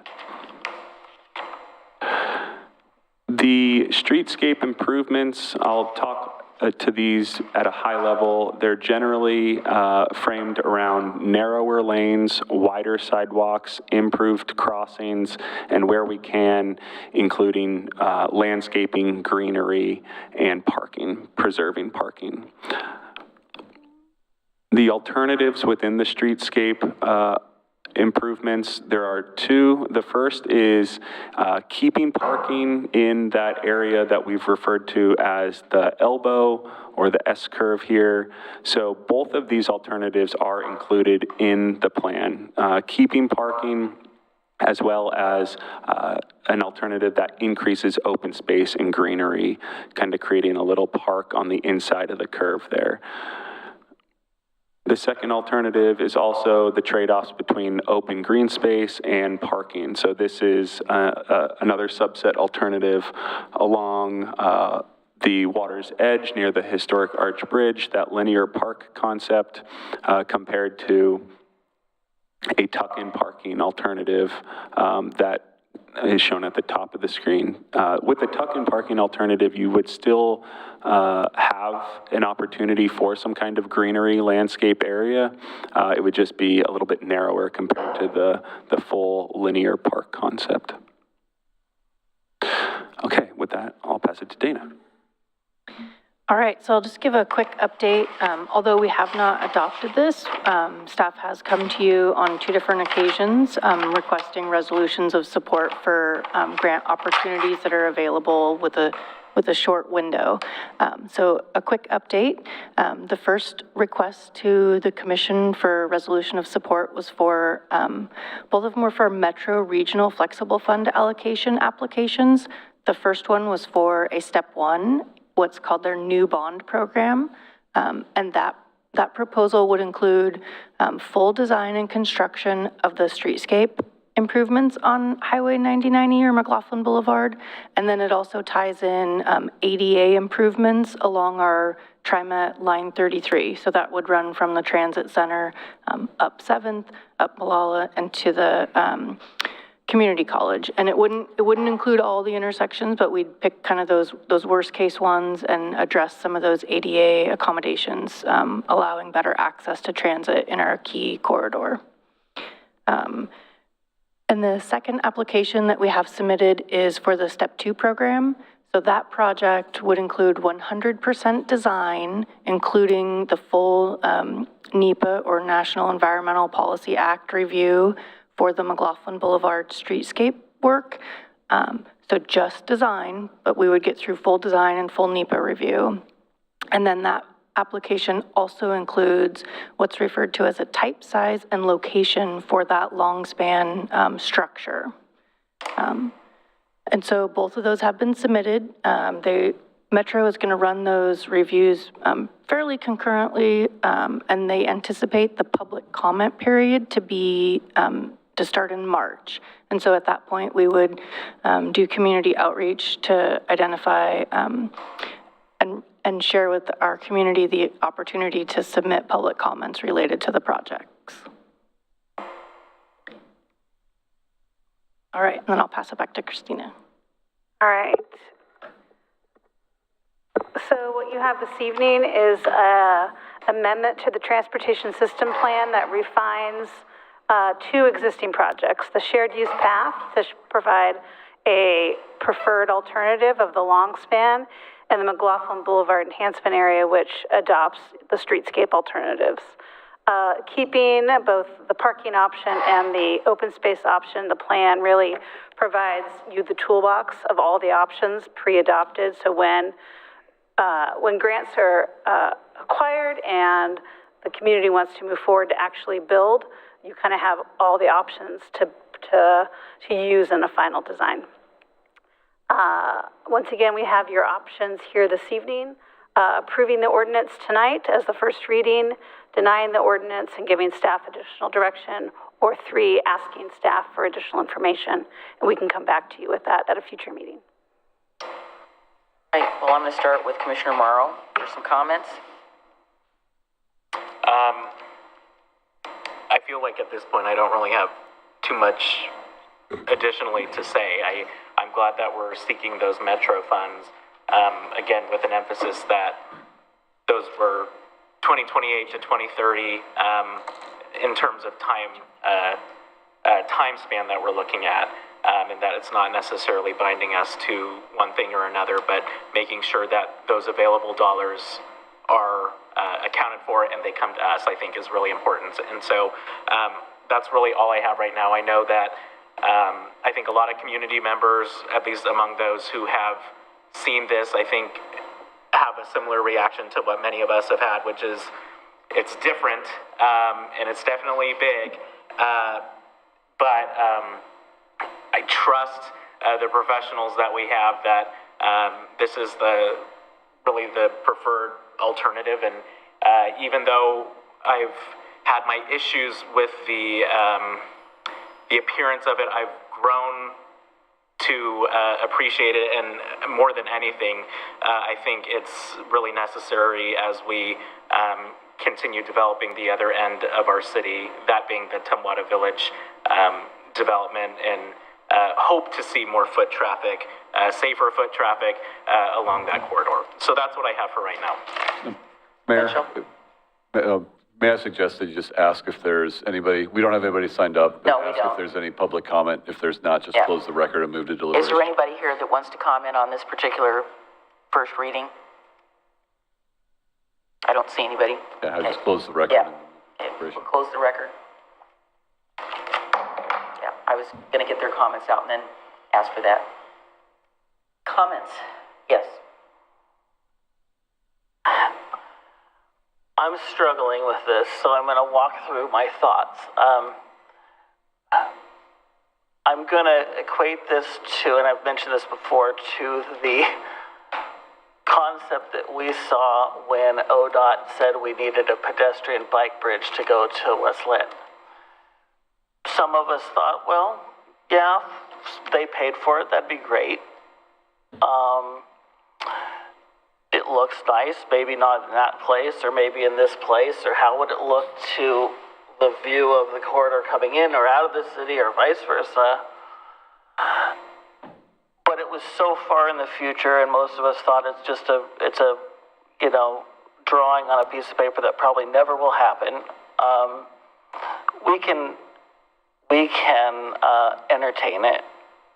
We can look at it. We can talk about the future. But when did it fall apart? When we were asked to put it in the TSP. Because then it made us make a decision to say, this negates everything else that we think should maybe go in the TSPC that does grandiose. And yet, we don't have the money for it. So we kind of said, well, there are other things. And when I say other things at that time, this connection was one of those other things that I think was most important to put in the TSPC before even a connection across the river. So to me, this warrants the level of putting it in a TSP in terms of that connection. And I mean that in the connection from Kanema to Tumwata Village, to McLoughlin Boulevard, to John Storm Park, to Clackamas Park, and to Gladstone. That should be, that corridor, that connection should be high priority in the TSP.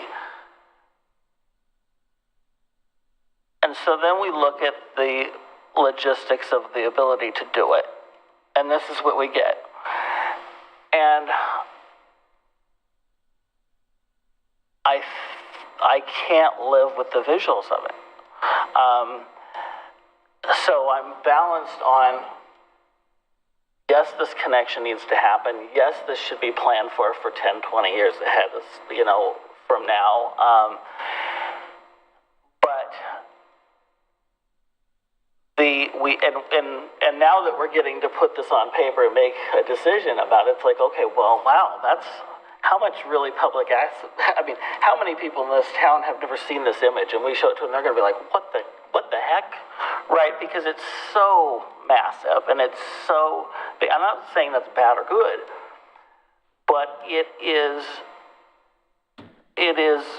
clearly going to be the most iconic visual in the city.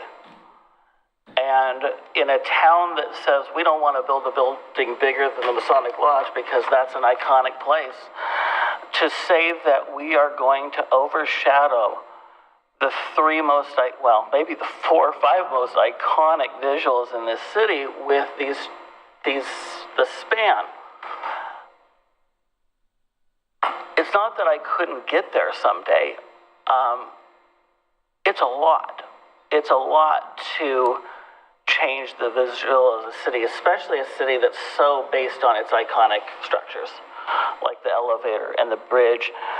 I'm even sketching out other concepts in my that I could think, because I actually like the Vancouver section. It's like, well, maybe it's the part that I can't stand is it's parallel to the river.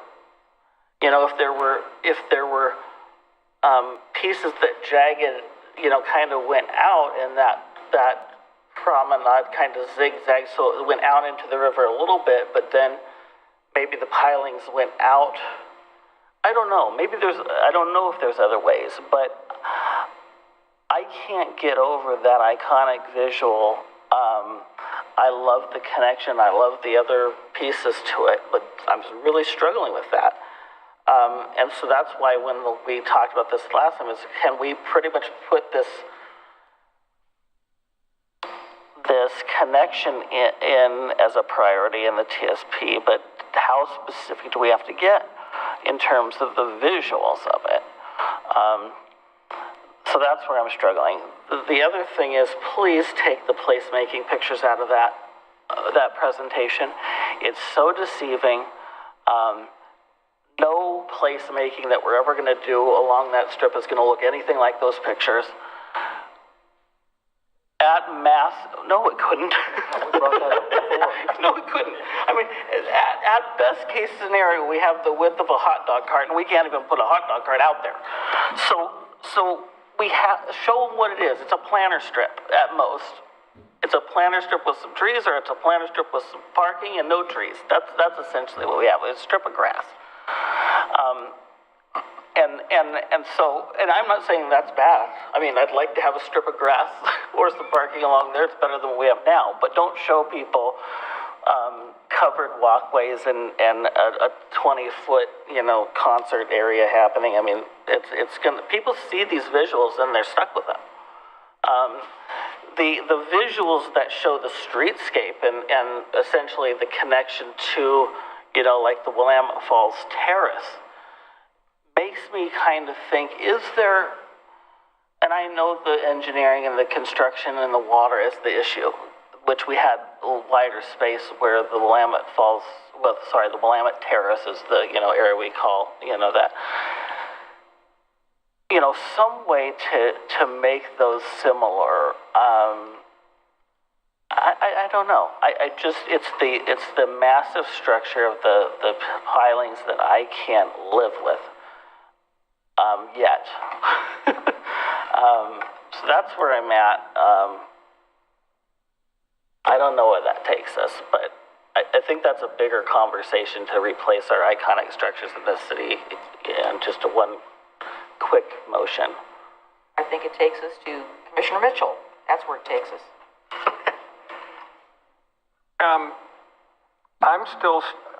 I'm struggling with what we're committing to. Tonight. Right, yeah. Tonight. Yeah. So can you back up one slide? Sorry. Oh, maybe, oh, no, sorry. This one. Yeah. But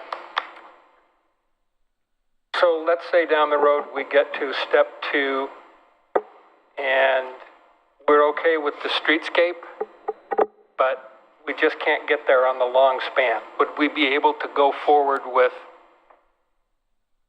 just the streetscape part of the program, let's say? So right now, the application is submitted with the 2 components. Can you, I'm sorry, I can't hear. Sorry, right now, the grant application is submitted with both components. That type, size, and location is really the technical work that kind of takes us from this concept to a little bit more of what it will actually look like. And so at the completion of that, it doesn't commit us to moving forward, it just refines that work. So how we took it from, we thought it would just be a sidewalk to finding out it needs to be a structure. And so then this next step gets us to a little more refinement on the structure. So that's, I think, where we could look at, and again, I'm not a bridge engineer. Is there opportunities to make it a little bit more visually appealing based on the feedback?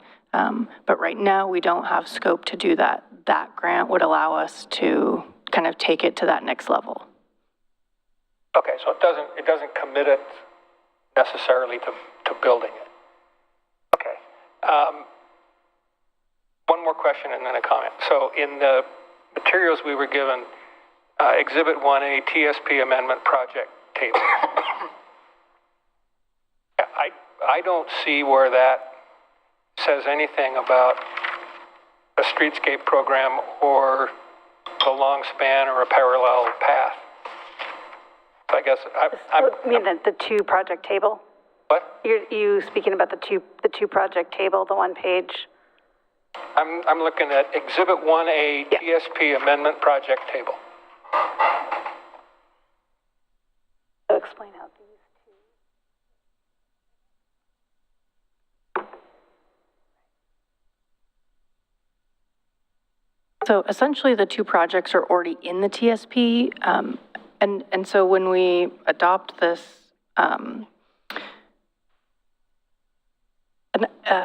accessory, what do we? Ancillary document to the TSP, it becomes a part of it. And so that little blue chart is really just kind of saying, we've refined it, and you'll find the details in that ancillary document. Okay. So this is like a table of contents. So it's not adding kind of a thing. new project, it's just really refining 2 projects that we had in there. We just didn't know one of them was a long span. We thought it was a sidewalk. Okay. I think I understand that. I understand what Commissioner Smith's concern is, except where in reality would you ever see that view? At the Arch Bridge, the structure is under the bridge. It's, 3 blocks down? I don't know that it's going to be obstructing to the Arch Bridge or the elevator. No, I'm talking about the view from the highway to the city. It changes the whole city's view. The view of our city, not from where? The view 205? Everywhere. Everywhere? Okay. Okay. I just think the illustration that's in the slide is the kind of the worst case scenario. And that's going to be a big discussion. That's going to be a huge discussion. And so the reason I ask about what we're committing ourselves to is I don't want to commit us tonight to that. Right. Because that is a much bigger discussion. But I also, and I had to sit through a C4 Metro meeting this morning when the regional flexible funds allocation was discussed, and we are talking about 2028 to 2030 funding, and if if we let this get away from us, now, then we're talking 2030 to 2032. So I think it makes sense to go ahead with the understanding that all of us have big concerns about boxing ourselves into what we really don't know what it'll look like. And before I go to Commissioner O'Donnell. Okay. I just want to say that I agree with everything that Commissioner Smith said. I think the focus that I have is just on a different part of it, because I still, I understand what he's saying about the aesthetics, again, getting back to my original comment. I think for me, the reason why I'm leaning towards supporting this tonight is because in the step 2, it talks about the type, size, and location.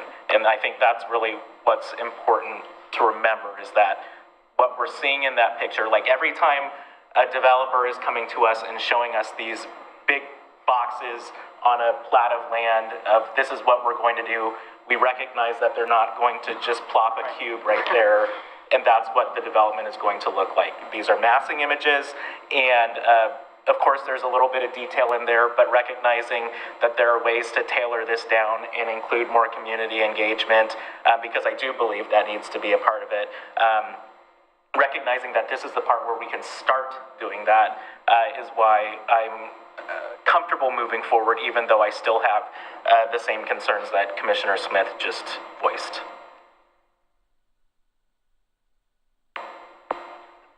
Absolutely. Well, first of all, I want to thank the gentleman for coming here and summarizing 6 meetings in one single presentation. And I would like to encourage those in the public who wish to comment to familiarize themselves in depth with all the stuff that the gentleman tried to present in very short order.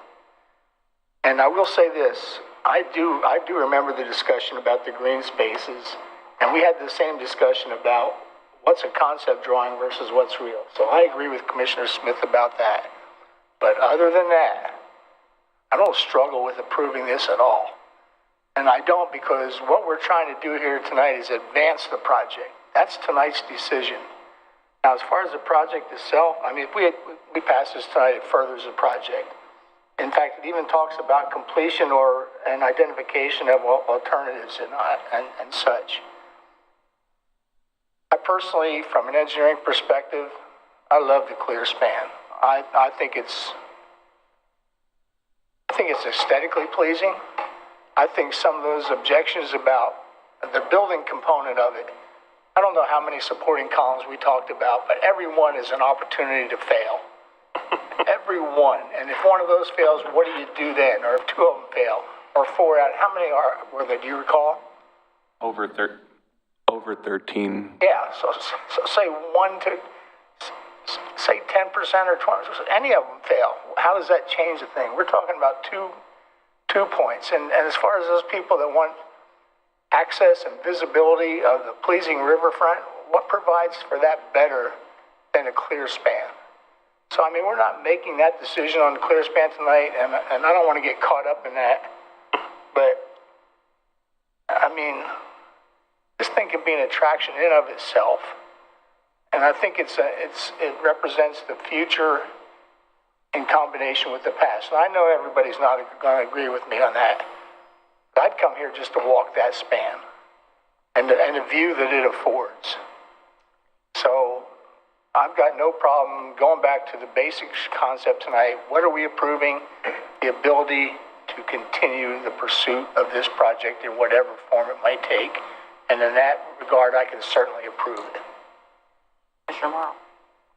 Thank you. Just one more thing. I guess when it comes to the aesthetics,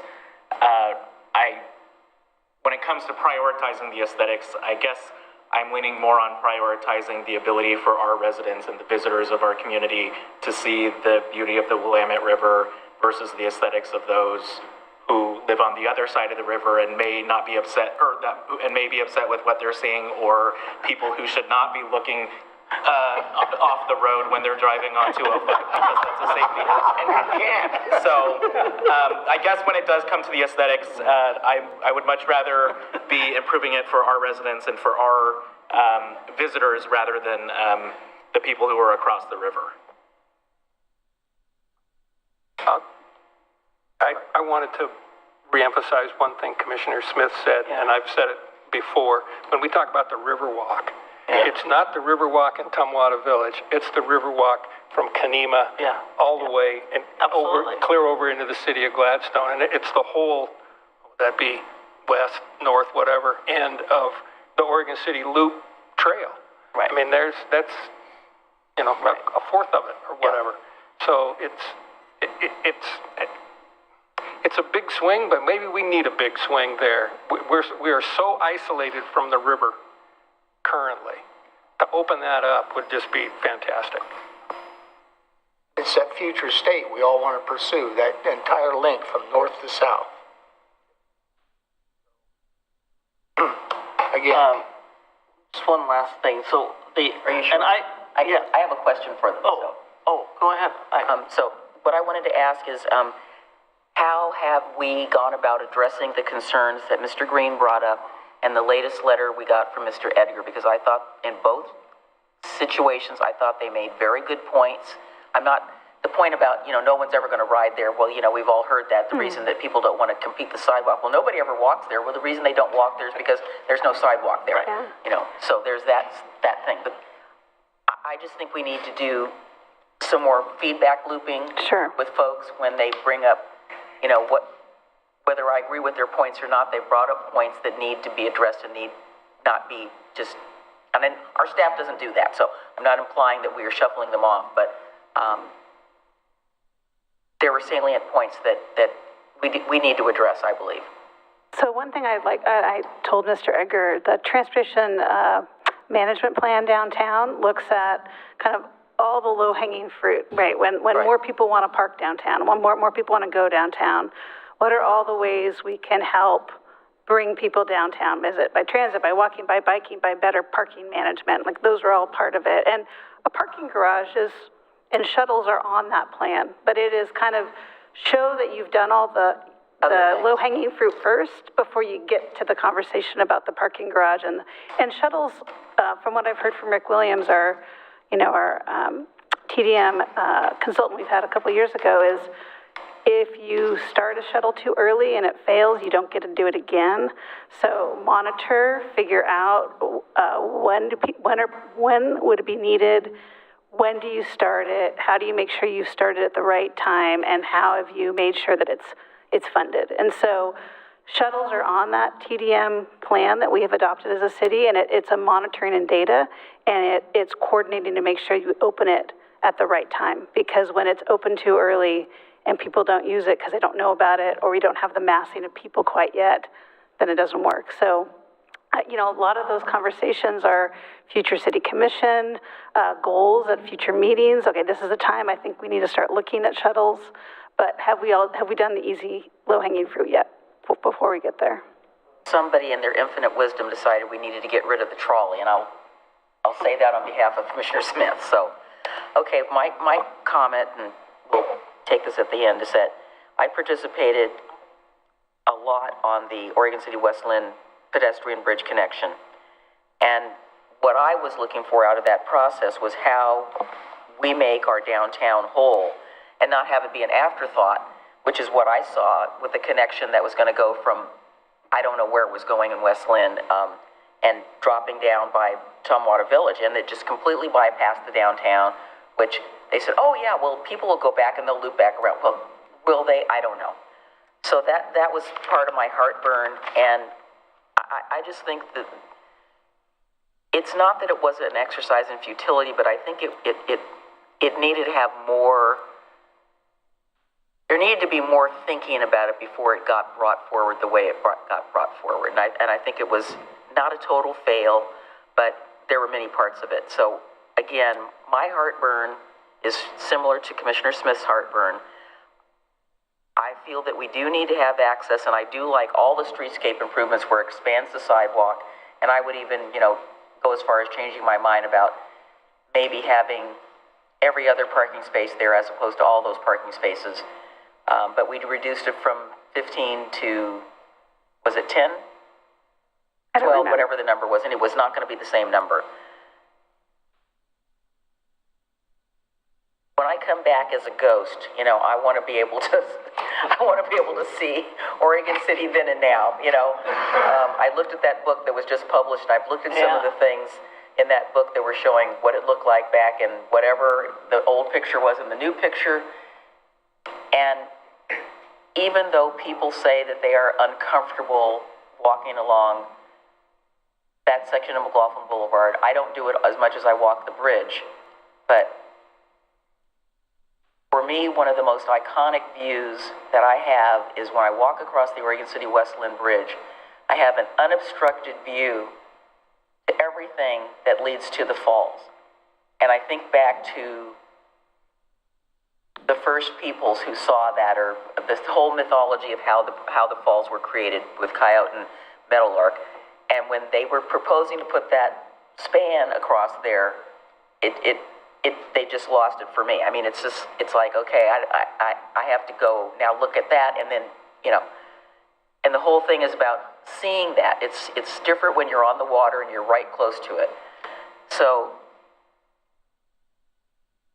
if there was a way we could do it without having those two big giant things there by the bridge, I'm supportive of it.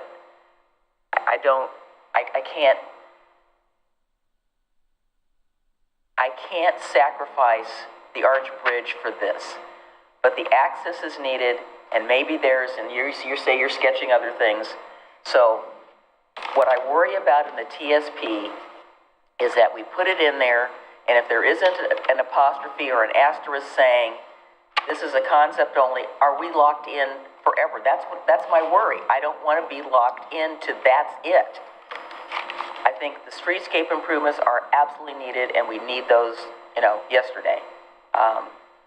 If there is a way that we can get our friends, and I say this nicely, our friends at ODOT, and coupled with our police department to reduce the speed on McLoughlin Boulevard to what it's supposed to be, it would be a much more pleasant experience. I know it's a freight corridor, but they don't have to tear through there at 45 miles an hour, which is what they're doing now. So how can we manage our iconic structures and the places that are important to this town and our whole visual acuity, but still provide access? That's where I'm at right now. And what I'm worried about is that if I say that this ordinance that we're going to pass locks us into some future, have we ever taken anything out of the TSP? Ever? Yeah, absolutely. Sure. I just don't, you know, I want some asterisk or caveat that says, okay, we are moving forward in design, but we're not absolutely. This sounds like a sentence amendment to our ordinance, which we could read in this evening, if that's helpful. Yeah, it's fine. I think when we're doing this type, size, and location, I mean, there's still the possibility that this is going to come back as can't be built. That it can or can't? Cannot. Oh. Right. I mean, I think this was a These are concepts of the plan. Right, these are concepts, this one isn't feasible, this one doesn't seem like a good idea. Right. Here's one that might work. Okay, I like the might. That's where we're at. Yeah, I'm saying it might work or it might not work. Absolutely. And in terms of design and color and materiality. I'm not even to there yet. So far. Flashing lights. Flashing lights, strobe lights, whatever. How about some umbrellas? I just think, it's a project in the TSP. So what is your suggestion? We are not adopting the final design. What is your suggestion for the sentence? I don't have a suggestion. If commission intent is important, I think you put that in an ordinance.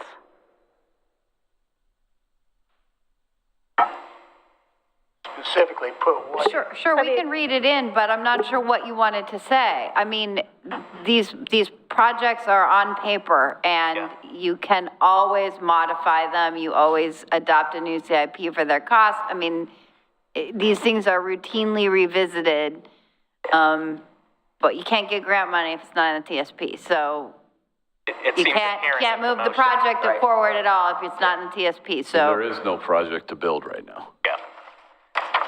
So Okay, make go a ahead. motion. Go ahead. I move to approve the first reading of ordinance number 24-1014, McLoughlin Boulevard enhancements. Second. Let's have the roll call, please. Two things. Real quick. Oh, yes, Read the please read it ordinance. again, since I read the whole thing in its Commissioner total. Smith was wait, I don't know if. What? Did Yeah, I Commissioner have a Smith have couple. something I think I have he wanted to say? Please, go ahead. I just wanted to say, I'm not trying to say I'm not, that I'm against the, some of it is, I've grown to kind of accept, and there's part of me that accepts it as an amazing thing, and I'm struggling with it. So I've gone one way or the other. But what's more important to me is having a project that connects the city. So that's the thing. And then, Yeah, I get it. but I'm now looking back and forth between the one concept, which was figure 6, and saying, oh, well, that lovely arch over what is the 8th Street dock that so matches the bridge, wouldn't be great if it could be mimicked on both sides, and why we had to go above, and I know there's areas of that. I think there's other ways of thinking this, so I'm not going to nitpick over that, but the main question is to my colleague, Commissioner O'Donnell, that did I catch you right in saying that in the future, if you lived in, let's say, a town called Happy Valley, that you would travel to Oregon City to walk on that span? I would, and I'll tell you why I would. It gives you visual access to the river. He's moving to Happy Valley. And, I know we're going to argue the pluses and minuses of this approach, but that's not what we're here to do tonight. No. But when I look at it, and I look at it when you get to the elbow, it's almost a viewing platform of that which you want to see. Sure, I agree with that, yeah. And it doesn't obstruct, Well, let's build that. it doesn't take away from, it's just, to me, we have to look to the future. There's current state and there's future state. And the future state involves linking the north and southernmost parts of this city together. And none of these is a standalone project. Right. They should be complementary projects. Just like the Grand Ron project might provide some needed elements like parking that will complement everything else we're trying to do. Well, So yeah, I would come here to answer the Let's have question the as a attorney- future resident. Let's have the attorney redo the first. Well, if it gets you to visit this town, I'm all for it. Yeah, especially since he's going to move to Happy I'm Valley. flattered. Okay, let's go. Ms. Richter? Ordinance number 24-1014, an ordinance of the City of Oregon City amending the Oregon City Transportation System Plan by adopting the McLoughlin Boulevard Enhancement Phase 3 Corridor Plan. Roll call, please. Commissioner Rocky Smith. Aye. Commissioner Mike Mitchell. Aye. Commissioner Frank O'Donnell. Aye. Commissioner Adam Marl. Aye. And Mayor Denise McGriff. Aye. Motion passes. Okay, we're going to take just a brief recess, so Mr. Miller, come on up. We'll come back at 9:25.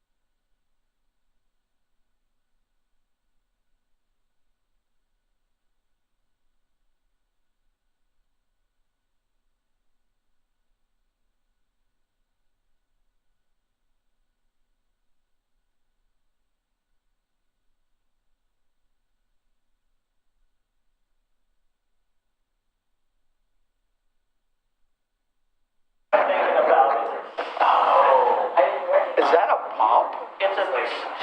Zero sugar. Are they out of Coke? Is there zero sugar? Yeah, okay, points. You get points for that. So we had Scott Harper in the house tonight. He's just trying to scoot out the door. Tony, when was Scott's tenure? Harper. I'm sorry? Scott Harper, our former finance director. Was he here when you were here? No. Okay. No, I thought he said mid-80s, mid-90s. Okay. Oh.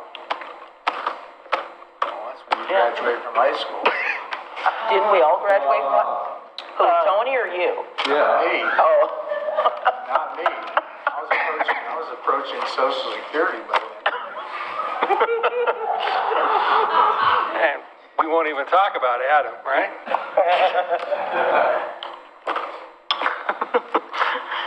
All right. And now, we have saved the best for last. We're going to talk about the extravaganza. Hold on.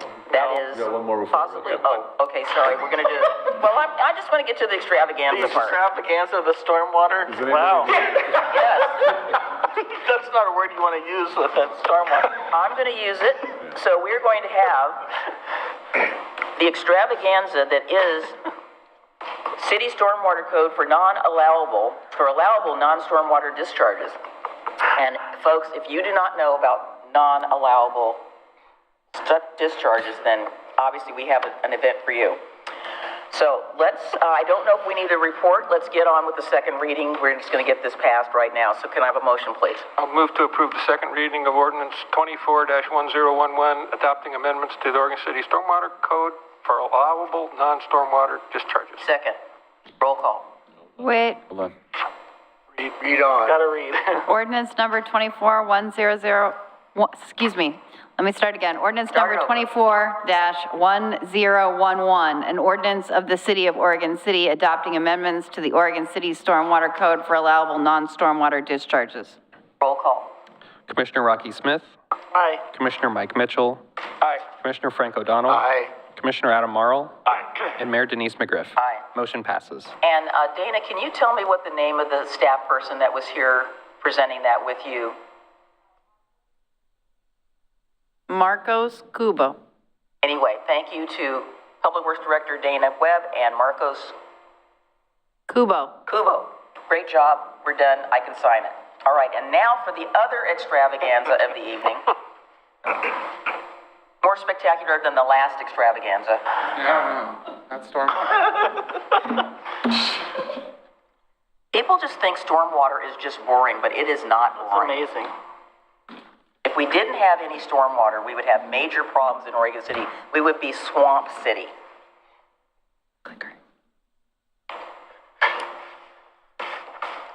All right, good evening, and again, for the record, Tom Kissinger, Deputy Director, Parks and Recreation. In response to a previous discussion the City Commission had about this last year's 4th of July event and some feedback and some items that were brought up for discussion, we've prepared some proposals and some responses to those questions, and then have a discussion about whether we want to plan for a new event here for 2025, 4th of July. With that, I will turn it over to Taylor Miller, our Rental and Events Coordinator, and Cecily Rose, the Pioneer Community Center and Rental and Events Manager. Hello. Best for last, I've been told. Thank you, Mayor McGriff and Commissioners.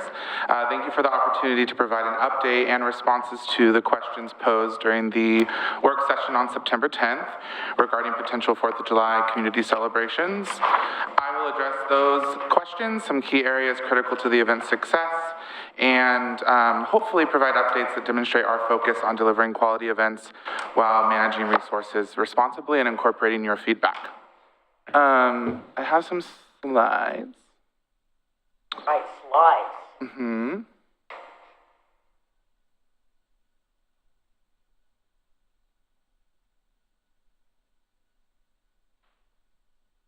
Thank you.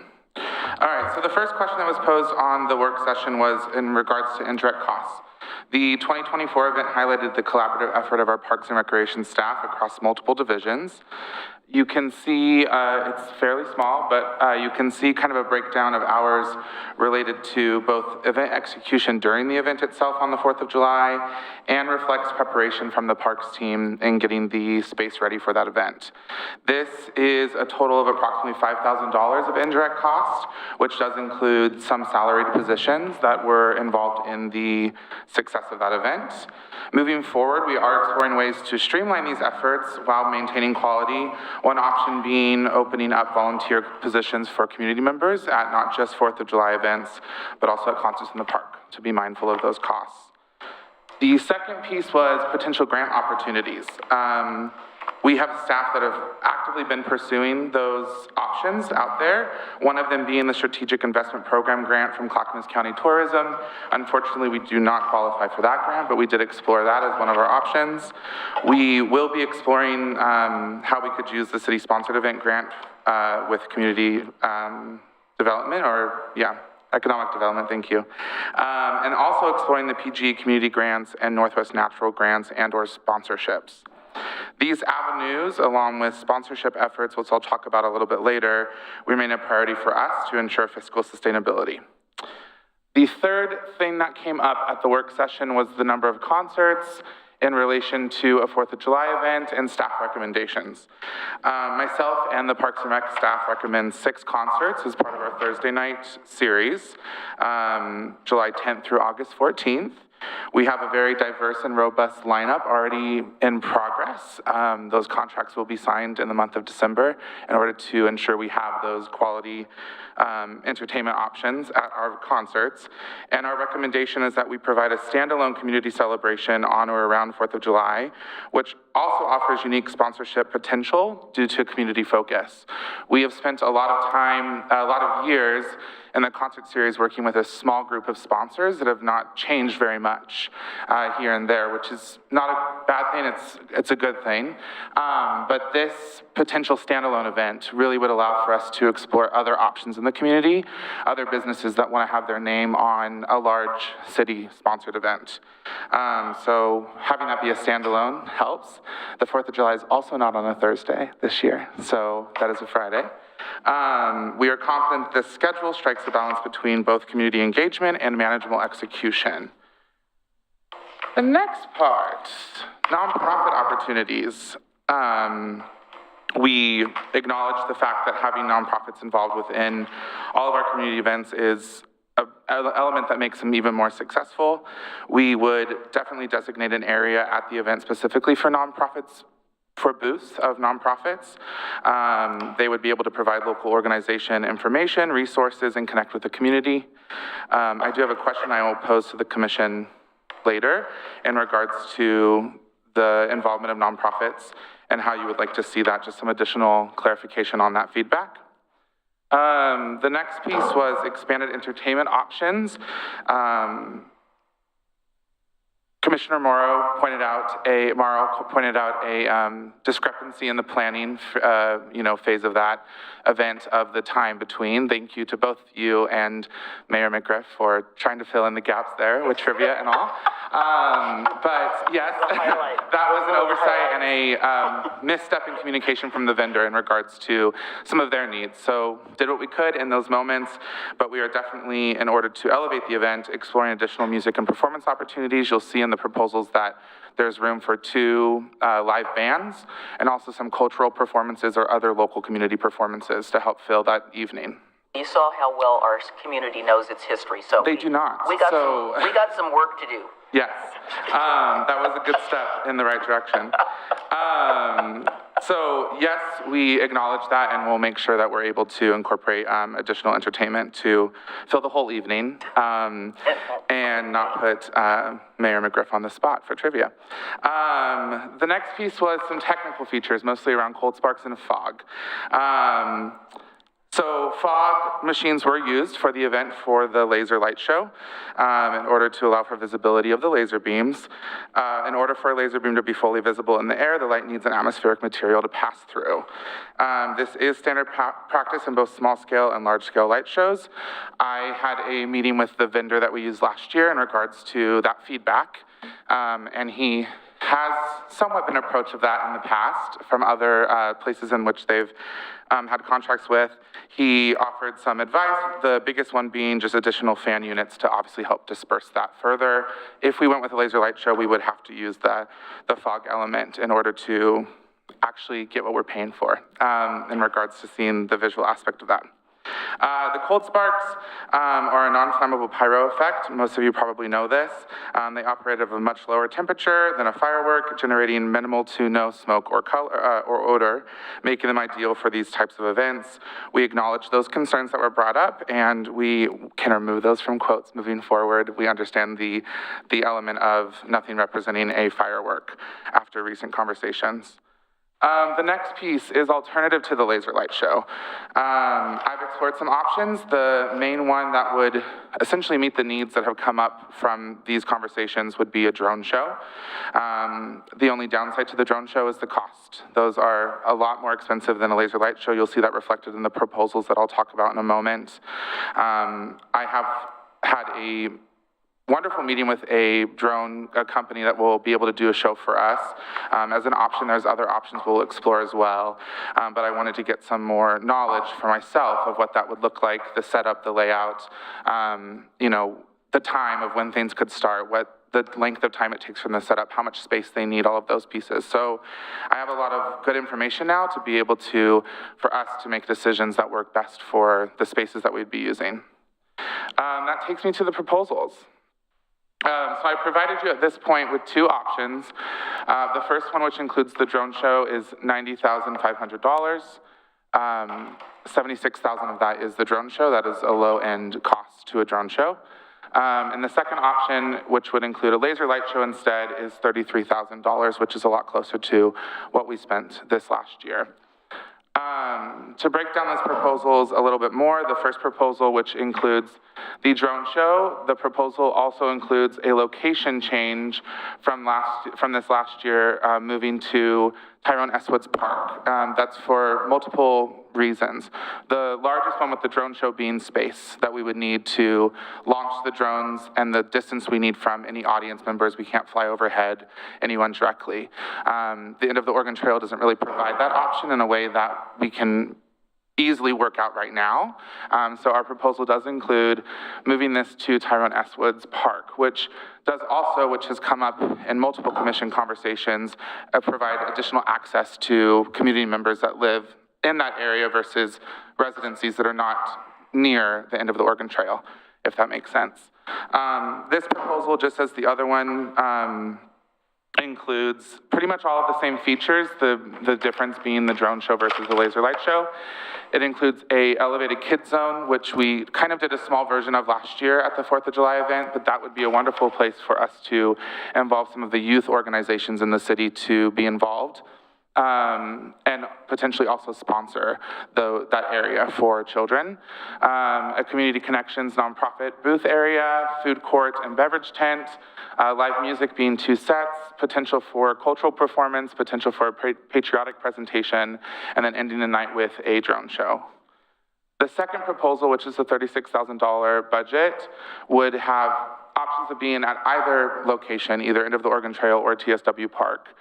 This would include the laser light show, given the difference in cost, and then would include all of the other options that are in the first proposal as well in regards to layout and offerings at the event. Something that that's on my heart and something I'm very focused on is that community engagement and that inclusive aspect to any event that we're doing, but especially something with the 4th of July, being able to bring in our history as a city and reflect our community as what we are. A lot of community engagement and diversity words were used today in the meeting based around our DEI conversation earlier, but also just in general of being able to reflect not just the community we live in, but the diverse aspect of the commission we have right now. So being able to provide things like that cultural aspect, booths that allow people to tell stories of their cultures and how they fall into the kind of the patriotism of America today, I think is super important, and something that if you look through the proposals that were attached, I can go into those in more detail if needed. You'll see that I feel very much reflected in those proposals, and again, something that I think we all feel is important for any of the events that we're putting on as a Parks and Rec department. Some budget comparisons, you'll see the only difference is that nighttime show. Really, again, all the budget for the other activities and aspects that put on our events, such as security, sound lighting, all of those things are all very similar in regards to the two budget proposals, that nighttime show being the difference.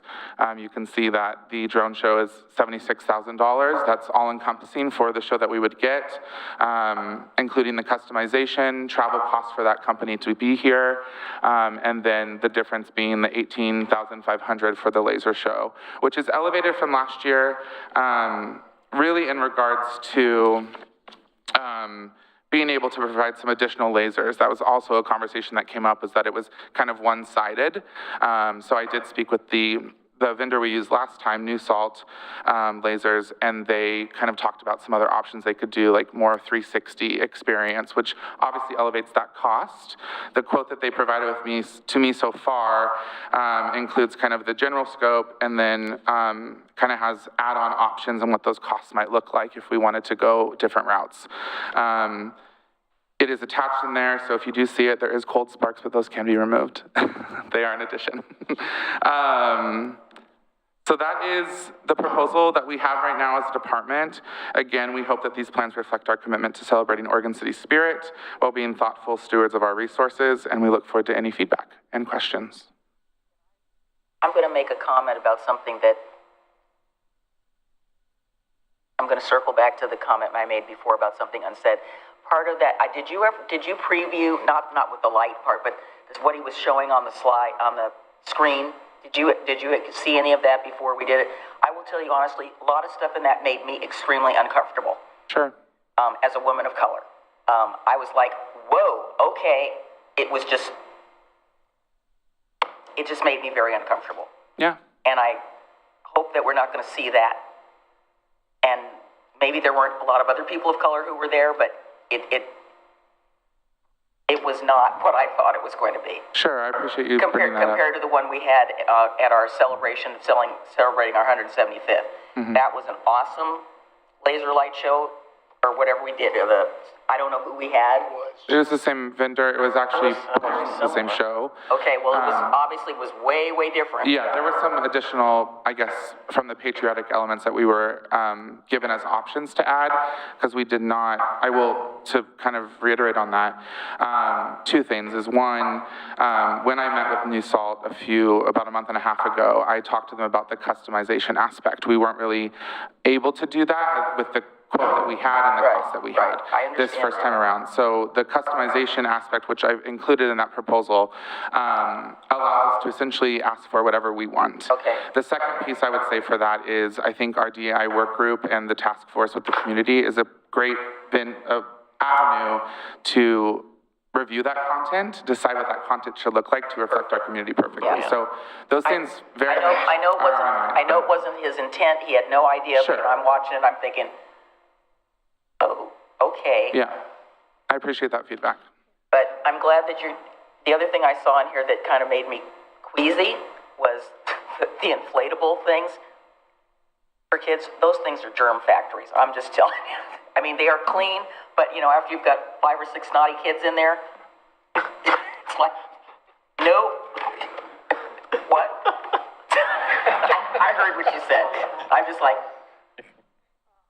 I just wanted to provide some context for the decision-making process of last year's laser light show, and that was that at a staff level, there was some discomfort, and we did actually make some adjustments and changes. I think there was improvement to that, and then our former director did view that prior and approve that.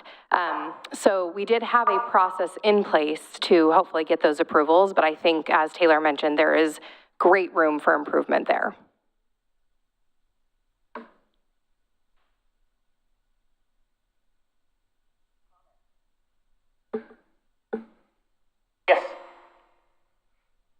Okay, a couple different comments. First of all, I greatly support an annual event for 4th of July.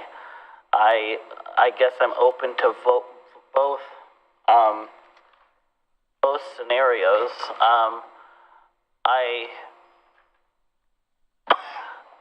One of the things that I think we need to have a conversation about going forward, and these are conversations we've had in the past, is going back to events and going back to space rentals. The Tyrone Woods Park, I think, is a great possibility for an event, especially because of the patriotic connection, but also the possibility to grow an event that may not be able to grow at the Trail Center, mainly because you have the possibility of partnership with college and the high school for parking and visibility and all of that. So I think if we're going there, if we're going to a place where this becomes an annual tradition, I think we need to think that way. And whether we spend the money to do that big event this year and grow it, or that's in the future, I don't know. So I'm supportive of it. In regards to the comments about the cold sparks, I have nothing against it. I just think we have to be very careful of visuals. Yeah. If we're going to make a statement about fireworks or even have a conversation about fireworks and anything resembles that, I think we have to be aware of the message that sends. I think that the only thing I'm struggling with is this. If this becomes an annual event, then we shouldn't be using city grant money for an annual event. It should, and we've had this conversation back and forth. If we're creating grant money for city-sponsored events, we're trying to encourage organizations to come to the city and put on events. In the same regard, we have a lot of public input saying events are one of the things that make this town what they love. So then why are we not spending the time to fix our event program and our grants programs to initiate the fact that we have civic organizations that would love to throw events for free? But we have not created a system to do that. In fact, we've negated it. And I'm not saying that I'm just saying I'm having a hard time balance that with then saying when we want to throw our own city event, we'll throw all the money in the world at it. And I'm not opposed to doing that because I think that it shows that events are important. But if we have an annual event like the city's birthday or the bridge, I can see the ability to use grants and sponsor a one-term event because this year is the 75th anniversary of the city. I get that. But when it moves into an annual event, we need to budget that, and we need to plan for that. And at the same respect, we need to budget for community events, and we can support them so that we don't have to host all of them. And clearly we see in staffing levels and other levels, it's so hard to host these events. And for the amount that we're talking, I remember doing my event at Clackamas Park for a budget of $5,000 for 20 years. And other groups were coming to the city asking for grants for $30,000 and still to this day ask for grants for $30,000 for an event. And we maybe give them a $10,000 grant or a $15,000 grant, and then we want to charge them $10,000 to close the street, and we want to do this. We have to make it work. And so I hope in the next school cycle we have that conversation again. Because we really need to, if it livability, we did it for the flower baskets. We said, okay, we're tired of putting grant money for flower baskets. We're going to put it in the budget. And I feel that way about this event. If the city can say we have 2 annual events at the city, and maybe it's Concerts and Park Series, maybe it's 4th of July, maybe it's something else, and those are our city budgeted events. We fine-tune that. We know what the budget is every year. And then separate from that, we have the other conversations to create a system to allow some of these other organizations to take on some of the events that we love to have, but we just can't take on ourselves.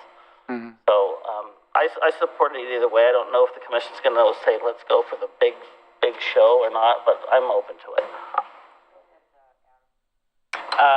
So thank you for the presentation and for all the work you've put into this and for all the work you put into our one earlier this year. So first, a clarifying question. Is the reason why this is standalone and separate from the concerts and the park series, did I hear you right in saying that it's because it would open other sponsorship opportunities? Is that correct? I think that's one of the benefits of having it as a standalone, because there's history with sponsors for the concert series. And I think it's a perfect opportunity to bring in other avenues of sponsorship and other businesses that are maybe newer to the community that haven't had the opportunity to jump into that group yet. That would, for me, would be one of the bigger benefits.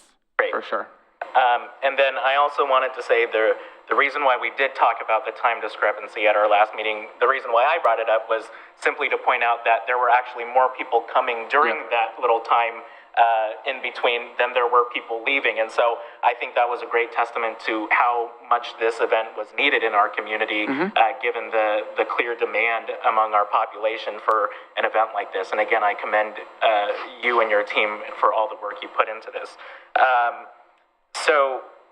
And on the point that Commissioner Smith was talking about with the city grants, I think I agree with him, and I think that also needs to include whether we reduce the amount of grants that we offer to instead put that into our departments that are putting these events on in the first place. And I don't know if that may be controversial among some of the people who put on events, but what I have heard, at least among individual conversations with Parks and Rec staff, is that there are events that our staff would like to put on, but they have to compete with the resources that we are instead giving to other organizations in the form of a grant. And so I don't know how much of that is reflective of the entire department and how much of it is us just putting more and more on you that you don't want to handle or don't want to do, or whether these are resources that you would like to have the opportunity to use in your department rather than us outsourcing it. So I agree that we need to have that conversation at the next budget, because at a certain point,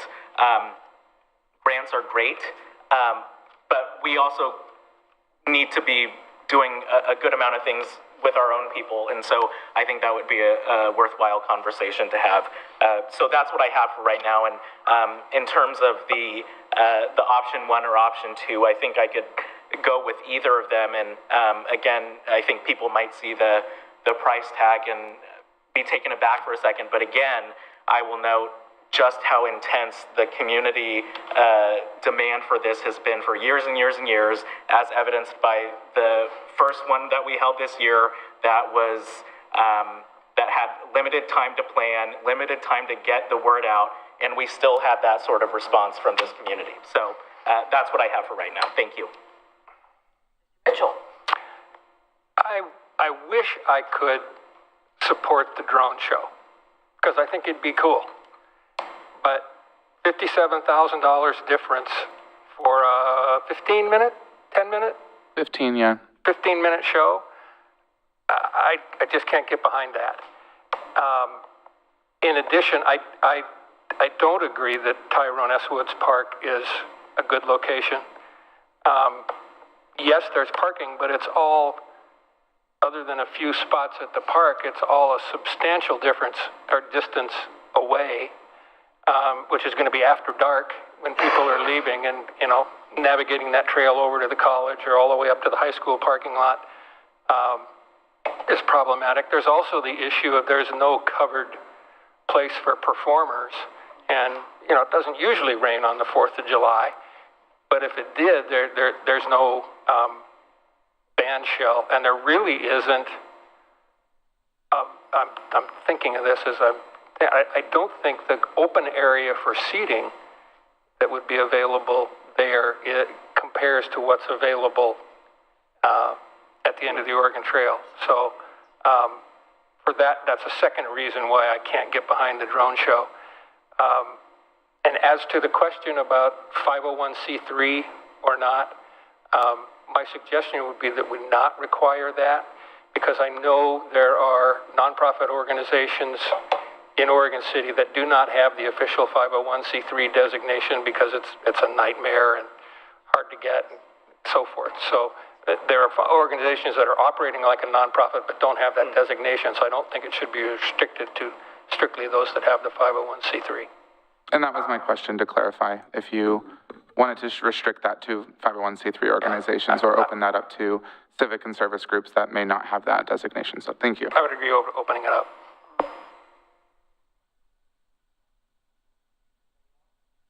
I'll just say I agree with everything that's been said. I do remember the first laser light show that we did, and it was incredible. Now, I don't know are the duration of these two shows the same? They're exactly the same, yeah. At least this quite last honestly, year and the birthday celebration. I can't get behind the additional dollars or the change of venue just because everything Commissioner Mitchell said. I mean, for the dollars you're going to expend, you could expand the laser light show by 50% and still not even come close to approaching. You could extend that thing from 15 minutes to 22 minutes or 20 minutes, and you still would never even approach the financial outlay of the drone show. And for those of us that went to that first laser light, it was incredible. So I would lean towards that, and yeah, the 175th, that was really quite well done. So that's where I'm at, and as far as the other mechanics of funding and all, I agree with everything that's been said. I think one of the things that's missing, and maybe this is an overall budget, because you and I have had this discussion, we need some kind of a little awning at the top of the stage so that people don't get sunstroke or whatever happens when you're standing. I mean, you and I have stood up there. It's hot up there. And it seems to me it could be something, made out of umbrella fabric or whatever it is that just comes down so that it makes a little arc and shades, because we're going to need it for everything eventually. So that needs to be put in the budget. I agree with what I've heard so far. I don't have any negative things about Tyrone Woods. I know we've got that big area over there, but people are familiar with where we've had it. It does have some limitations, obviously, but I think that outweighs maybe moving it. I was going to say maybe try it one place to see if it works and then go back. I don't know, but logistically, we have to drive stuff over there anyway. But at least we know we have the pod we can put in the back of the parking lot, and that eliminates some things. I think that this definitely needs to go into the budget, so that it is, like, I agree with you, like it's a permanent thing, that if we're going to do this, let's do it, and it's budgeted, and there's, because costs do go up. So I mean, I'd say, if you've got 33,000, but let's talk about inflation and whatnot. I'd round it up to 45 or something like that, just so there's a cushion, and we can do what we need to do. So I think these were both very well outlined, and other than the germ factory, sorry, it's just, I have a food handler's license, and I do a lot of stuff with that type of product, and people gathering, and I've just, oh God. So you handle a lot of food and inflatables? No, but it's the whole thing with inflatables. With the it's the shelf life of the germs, and it's one of the reasons why I wouldn't let my son go in those ball pits at McDonald's. It's just new. Anyway, so I think this is a great idea, and you've got some recommendations here in the report, so let's see what we can do to move this forward. So what do we want to do, gentlemen? Well, I'll make a motion we move forward with planning with the laser light show. Okay, I think it says here, make a recommendation to amend the proposals, provide a vote to proposal to move forward with planning for purposes and the booking of the entertainment supplies. Second. All right, let's have a roll call. Commissioner Rocky Smith. Aye. Commissioner Mike Mitchell. Aye. Commissioner Frank O'Donnell. Aye. Commissioner Adam Marl. Aye. And Mayor Denise McGriff. Aye. Motion passes. Great Let job. us know what else Thank you you. need. We'll be Thank you there. very much. Thank you very much. I'll plan a different question thing for people to answer so that maybe they can answer them this time. My favorite is, how many of you know who I am? That was the good one, yes. Highlight of the night. Did I ask that question? Yes. You started with that. Yes. I'm told it was like a scene from the Blues Brothers where they did Minnie the Moocher just to keep the crowd entertained. Yes, that's right. Hey, we had to think on our feet really fast. I could just see the panic in the stands, like, what do we do? Oh, okay, well, let's just. So, and you knew all the answers, so it wasn't any fair. Well, I did know who you were. Yeah, I didn't know. Well, no, but you knew the answers to all the other questions. But you were not allowing me Well, to but it wouldn't have been participate. fair. It wouldn't have been fair because we knew you knew. So, some of the staff didn't even know, so that was bad. All right, communications. I have nothing tonight. Thank you. Commissioners. I don't have anything. You're not even going to tell us about how your exciting meeting was since you mentioned C4. Anyway, Mr. O'Donnell. Well, I suppose we should reiterate that I believe it's our next commission meeting when the DMO will be presenting. Because it'll be the work session. It'll be the 10th of December. Okay, people should be aware of that. Next meeting is the 2nd. An interested party should attend that and hear what's been said. And other than that, I guess I'd say that Friday morning, 9 a.m. at the River Shore Inn, we're going to have a Rivers Assets and Opportunities meeting, and we're trying to advance that. And, everybody needs to be an active participant in success, and that's not only, I'm going to encourage the parties to that to come up and formulate a plan of operation that involves river flows and insurances and things like that. And my hope is city staff starts considering the same things such as insurance and hours of operation and residence time at the docks. It's something that if we don't move now, it's already November.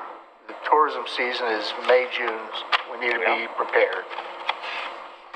Mr. Martel. Yes, thank you.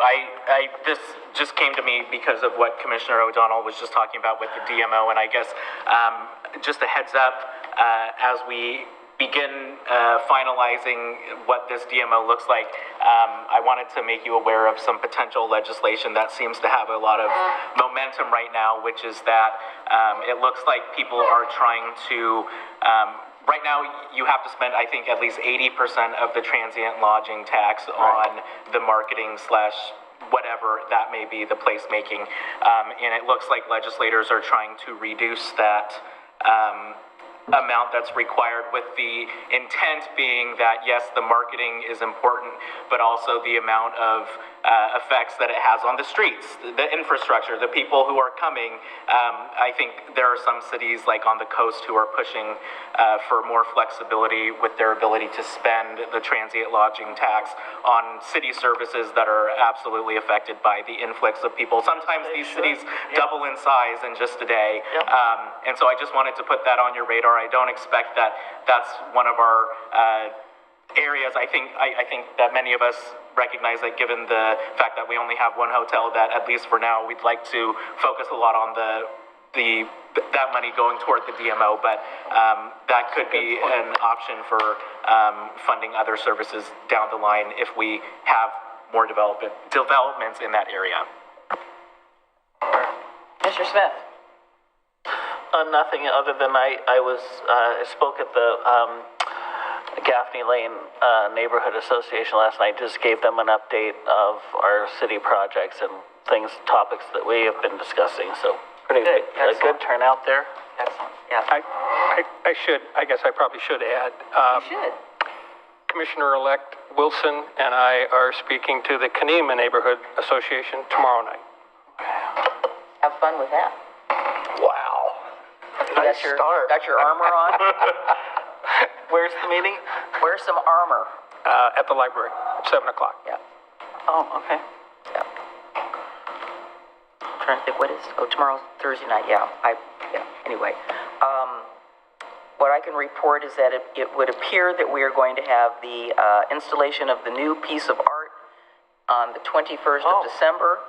I don't know whether ECDEV has advertised it yet, but I was asked to put it on my calendar. This is at 7th and Center, replacing the piece that was crushed to death by a car. So probably be aware of that.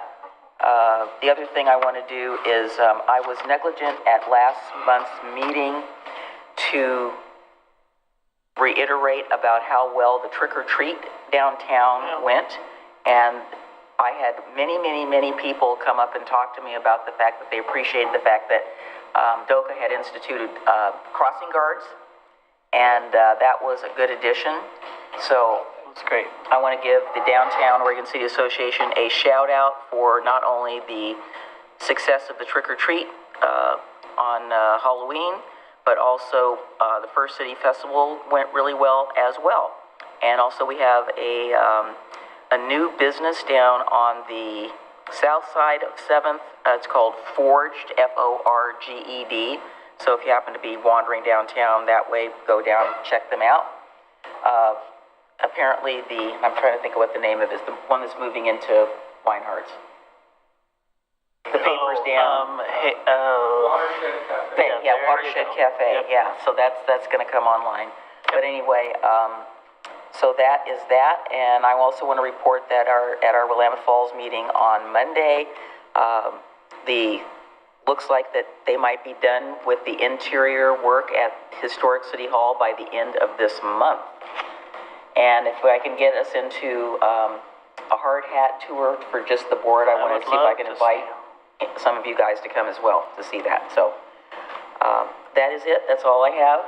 Thank you to all the staff for all of their presentations tonight, particularly Park and Recreation Advisory Committee, and Tom and Alex. Thank you for pinch hitting on all this stuff that while we sort all that out. And also Public Works. We had a lot of Public Works stuff on the thing tonight and also with planning. And as always, thank you, Chief Davis, for all of your support and being here with us. And I need to circle back with the folks that were here the other night about the 4th of July stuff. So I will check in with you on that. Other than that, I will call the meeting adjourned.